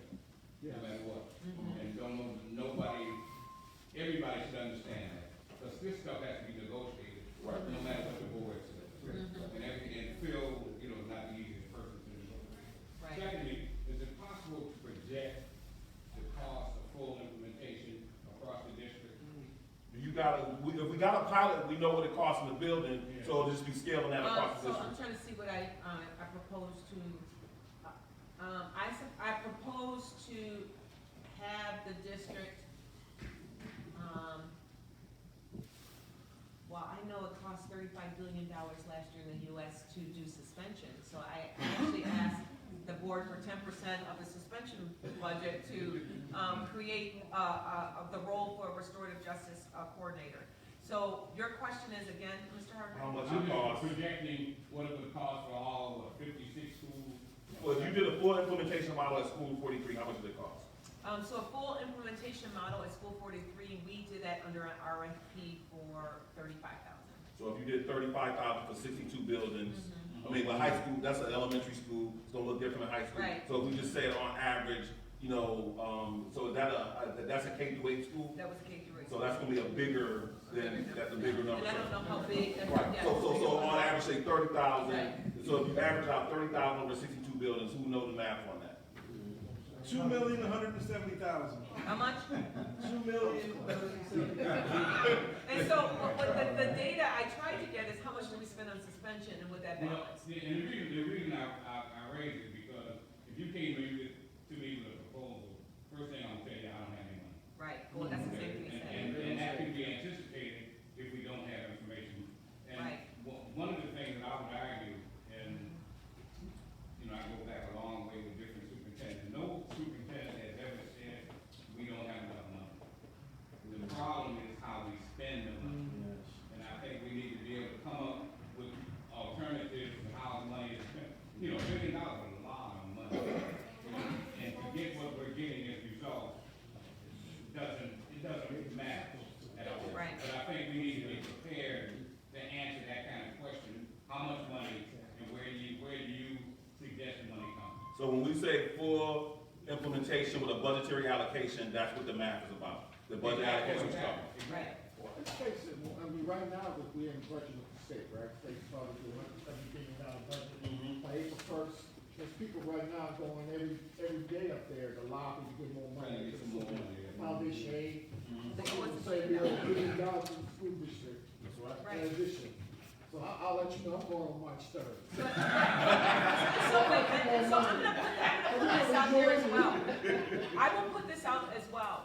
And so, we work with a number of different school districts. So Buffalo is just one of the school districts that we work with. We work with Kenton, Cheektowaga, Sloan, Maryvale, and, now we just did a trip to Iroquois. And so, our idea is, we can write grants to support this. So there is an idea that we don't seek all the money that's out there. So there's a lot of juvenile justice money, racial equity money that's out there. And because we've been so small and we work kind of in silos, if we would reach out and as a group of school districts, we could fund many restorative practices groups within our area as well. I would add that. You're what? Yeah. Justice, social justice money. So Exactly. let's do this so we can kind of, we wrap this up. So we're gonna make this comment, this is what we're gonna do, so we can let everybody go home. We got something to work with, but we're gonna check in with everybody. Make sure if you got something in addition, we can get that too. And then we'll put that into something that makes sense. And then anybody who wanna see a copy of it, we'll put your name on a sign-in sheet and an email address. We'll email it out to everybody, but that's what we'll go negotiate with. So we take your comment. Well, kind of fits into what you just said. Oh. What I'm gonna say, I would like to see it into the informal de facto practice of suspension without calling it what it is. Right. I think that's the part. So you know what the challenge with putting that into the negotiation is it's illegal. You know what I'm saying? Cause so they'll deny that it's happening, even though we know it's happening, so you can't ask them to make sure people are not doing illegal stuff. You know what I'm saying? Well, yeah, I agree. But that's really what we got to do as parents. There's another way of wording it. Yeah. You know. Aware of the law. Well, yeah, because I think what's gonna happen, I think part of what we're gonna do, and just as we do a radio show and we kind of talk to people the best we can, but just tell parents over and over and over again. If that's happening, report it. Because having Dr. Williams on, we made a commercial out of what she said on the last meeting. She said, call my office directly if somebody tell you to do that, and I will deal with it. You know what I'm saying? So that's what we're gonna do. So let's go around and we'll start out here and we'll come back to the table. Anything that you wanna see added to the, If you don't got nothing, just, I don't got nothing. Oh, I do. I love everything that's there, but we need to also include special needs and mental health and restorative. Because right now, restorative action is just on the general populace, but it's so another reality when you're coming with a child with a mental health or disabilities. And that's including medical, that's including, learning, speech, because a child with medical issues is another issue as well. And say a child that's coming in who has, parts of autism, by the time they walk out that door, their day can extremely change between their home door and their school door. But if that staff does not know how to handle that child coming into that building to get them back into focus, it can disrupt the whole day. And it's a stressful, exhausting thing. So I feel that, we can have all this sort of training, but if they do not get the training that they need to implement into that, or adjust, that's another word, to adjust to deal with children with mental health and medical and or learning or physical disability. So you talking about the training specific to students with special needs? Be restorative, yes. Definitely, because you can have parents like with my son, I got him training, because I'm that proactive parent. He had training since kindergarten, understand me. My son, because I don't play, my philosophy is what my daddy taught me, no children is perfect, you need to do your best in all to give your children the best. So I got him services. I had multiple teachers, it was great, a lot of them that took his practice and used it. I had a teacher that just said, I'm not doing it, but will call me all the time, but all she had to say is one word to him, just one word, and he would have changed. But she didn't want to do it. But if they're not listening to the parent or using those skills that are free, and a lot of this training is free. A lot of this training is free. All right. But that's what is important. Thank you. Anything additional? Bullet points that you wanna add that's not there? Just wanted to say, the young lady just said, what is already out there in terms of, say, an organization like Open Buffalo? They are here to do restorative training and whatnot. I know money makes the world go around and whatnot. There's a lot of duplication of services, a lot of silos. What is already out there existing, in terms of organizations that can come into the schools, do training, help identify teachers or whomever would be interested in learning restorative justices, restorative practices rather. What's already out there? Well, actually, one of the meetings, the first meeting we had, school board member Terrence Hurd said that they are in that process now. He said because they got partnerships with like hundreds of community-based organizations throughout the school district, and some of this stuff is duplicated service or there. So that's being canvassed. So that information is being, from that first meeting. Yeah, so they talked about, that's a process, and the superintendent brought it up again too. So that's something that's being looked at, what community-based organizations are doing what, and how to streamline that.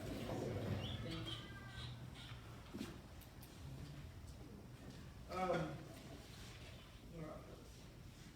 heard the comment from the lady back here, and I guess maybe the wording is just for all students, right? So, because there's different groups of diverse students. She said students with disabilities, but then there's also English language learners and all that. So in other words, Yeah, that's what I meant to say. so fully, so somewhere they're all students, right? Yeah. So all students, but we want to put an emphasis around English language learner, students with special needs. So however we disaggregated, we want to make sure we have a training specific to the needs of the students as they're disaggregated. Yeah, and then those groups specifically, in this case, but you want to get to all students, bottom line. And I think all students need to have access to the restorative justice practices, right? I wasn't saying that the teachers that all teachers or whoever's gonna do this needs to be trained to work with all those different types of students, because I don't think that's feasible, right? I think you already have groups, the teachers that are working with those students are already working with them. Teachers that are working with students with IEPs are already working with them. students are, teachers are already working with those students, so they already have those. So you said if you're not in one of those groups, you wanna make sure all the students get that exposure, Right. even if you're not in one of those groups. Right. So, okay, so it's interesting because earlier, one of them, was talking about the fact that when students have advisory, it's for all students, it's not just for someone with a problem. Somebody, it can be, so having stuff for all students, not just a student that's in a challenging situation. Thank you. Any other questions you want to add? No, I think the fidelity model, making sure that, because teachers will itch and gripe, right? They'll get clicky. Just making sure that there is the support as well as the accountability. They need to go hand in hand so that we can find the access points to teachers. Encouraging them to lean into discomfort. Like, you're not gonna want this, you're not gonna like this. Suspension is punishment, right? And restorative justice, restorative practices is discipline. Discipline has shown to take more time than punishment does. Punishment is quick and easy and effective. But discipline takes time and time and practice and commitment. So just looking for teachers to have support and accountability. We should be able to hear the verbiage within the classroom, between the teachers, between the students, of what it looks like. And then that's that walk and talk. If you could put this, I mean, we'll figure out what it agrees, but I think the way you use that, having staff supports, whether it's teacher administrative staff supports and accountability, you know what I'm saying? I mean, we gotta find a way to put that in there somehow, and we will. No, this was great. Okay. This was great. Excellent. Excellent. I would just, like, Shundy, I would agree that, different to the young lady, what she said about too many people in too many different silos. We can figure out a way to centralize the data collection, depository, and be helpful to a scope of people to assist them wherever they're going. I think it's gonna be important. And I think part of that, like I said before, the education, what is called education subcommittee on Right. our site. And you know what's interesting about that is that because then the school district can like have quarterly reports to the education committee and that parent group or whatever has to hire that. And because they gotta come to them once a year for budget, but now if you come to them 3 times a year with a report before we get the budget, then it's just a formal process. And then they need to support, town council got central staff. Right. And they help us collect this data, because a lot of, like you said, is busy. So we can get some free, it's not free help, but we can get some compelling people to help us put this information together, which allows us to make good decisions out here. That's excellent. And the other part that's really significant about that is that the education subcommittee of the Common Council, we spend $75 million from our city tax dollars that goes to the public school district, which don't sound like a lot of money, but it's half of our tax levy. So half of the money from Buffalo tax levy goes to the school, and nobody has no say-so over that. They just send it to them with no say-so. You know what I'm saying? So this will give us a way to say, okay, you don't just get the 75 million without having to say so. We want some reports, and we want to have some response. And that's an increase in tax levy. As property values go up. Right. And because of all this economic development that's going on downtown, that tax levy is going up. That's right. I put some of that money in the tax. And Lord, when you mentioned law, and somebody who's going to be looking at this. Yes. All right. So just to make sure that he's saying, use our legal resources to go over this. So we'll send it to the NYCLU people for the Solutions Not Suspension to make sure we got some people on the national level of dignity in schools. So, and I think Maurice's point is a good point too, even having Common Council Education Committee and their central staff looking at it. So we'll vet this through a number of supports so that it ain't just us in this room. We started, but then we let the people who do it turn it into policy language and legal language. All right. Yeah, I'll wait to see the draft. Okay. I told you what I was Okay. Well, tell them. Comparing the suspension system and code of conduct to the criminal justice system. The rights of the students, especially